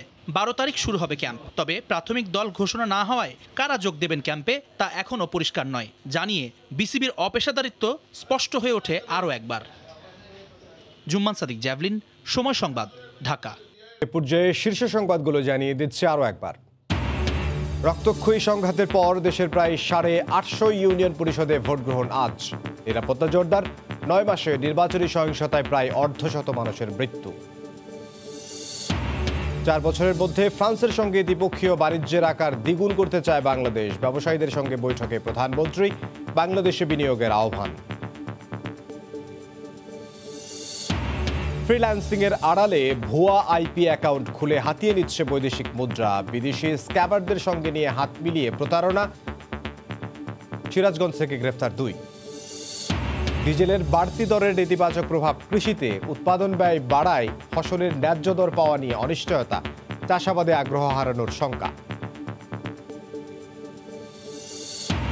এবং ভারী তুষারপাতে বিপর্যস্ত চীনের উত্তর পূর্বাঞ্চল। বন্ধ হয়ে গেছে যানবাহন, ট্রেন ও বিমান চলাচল। বিদ্যুৎ বিচ্ছিন্ন লাখ লাখ মানুষ।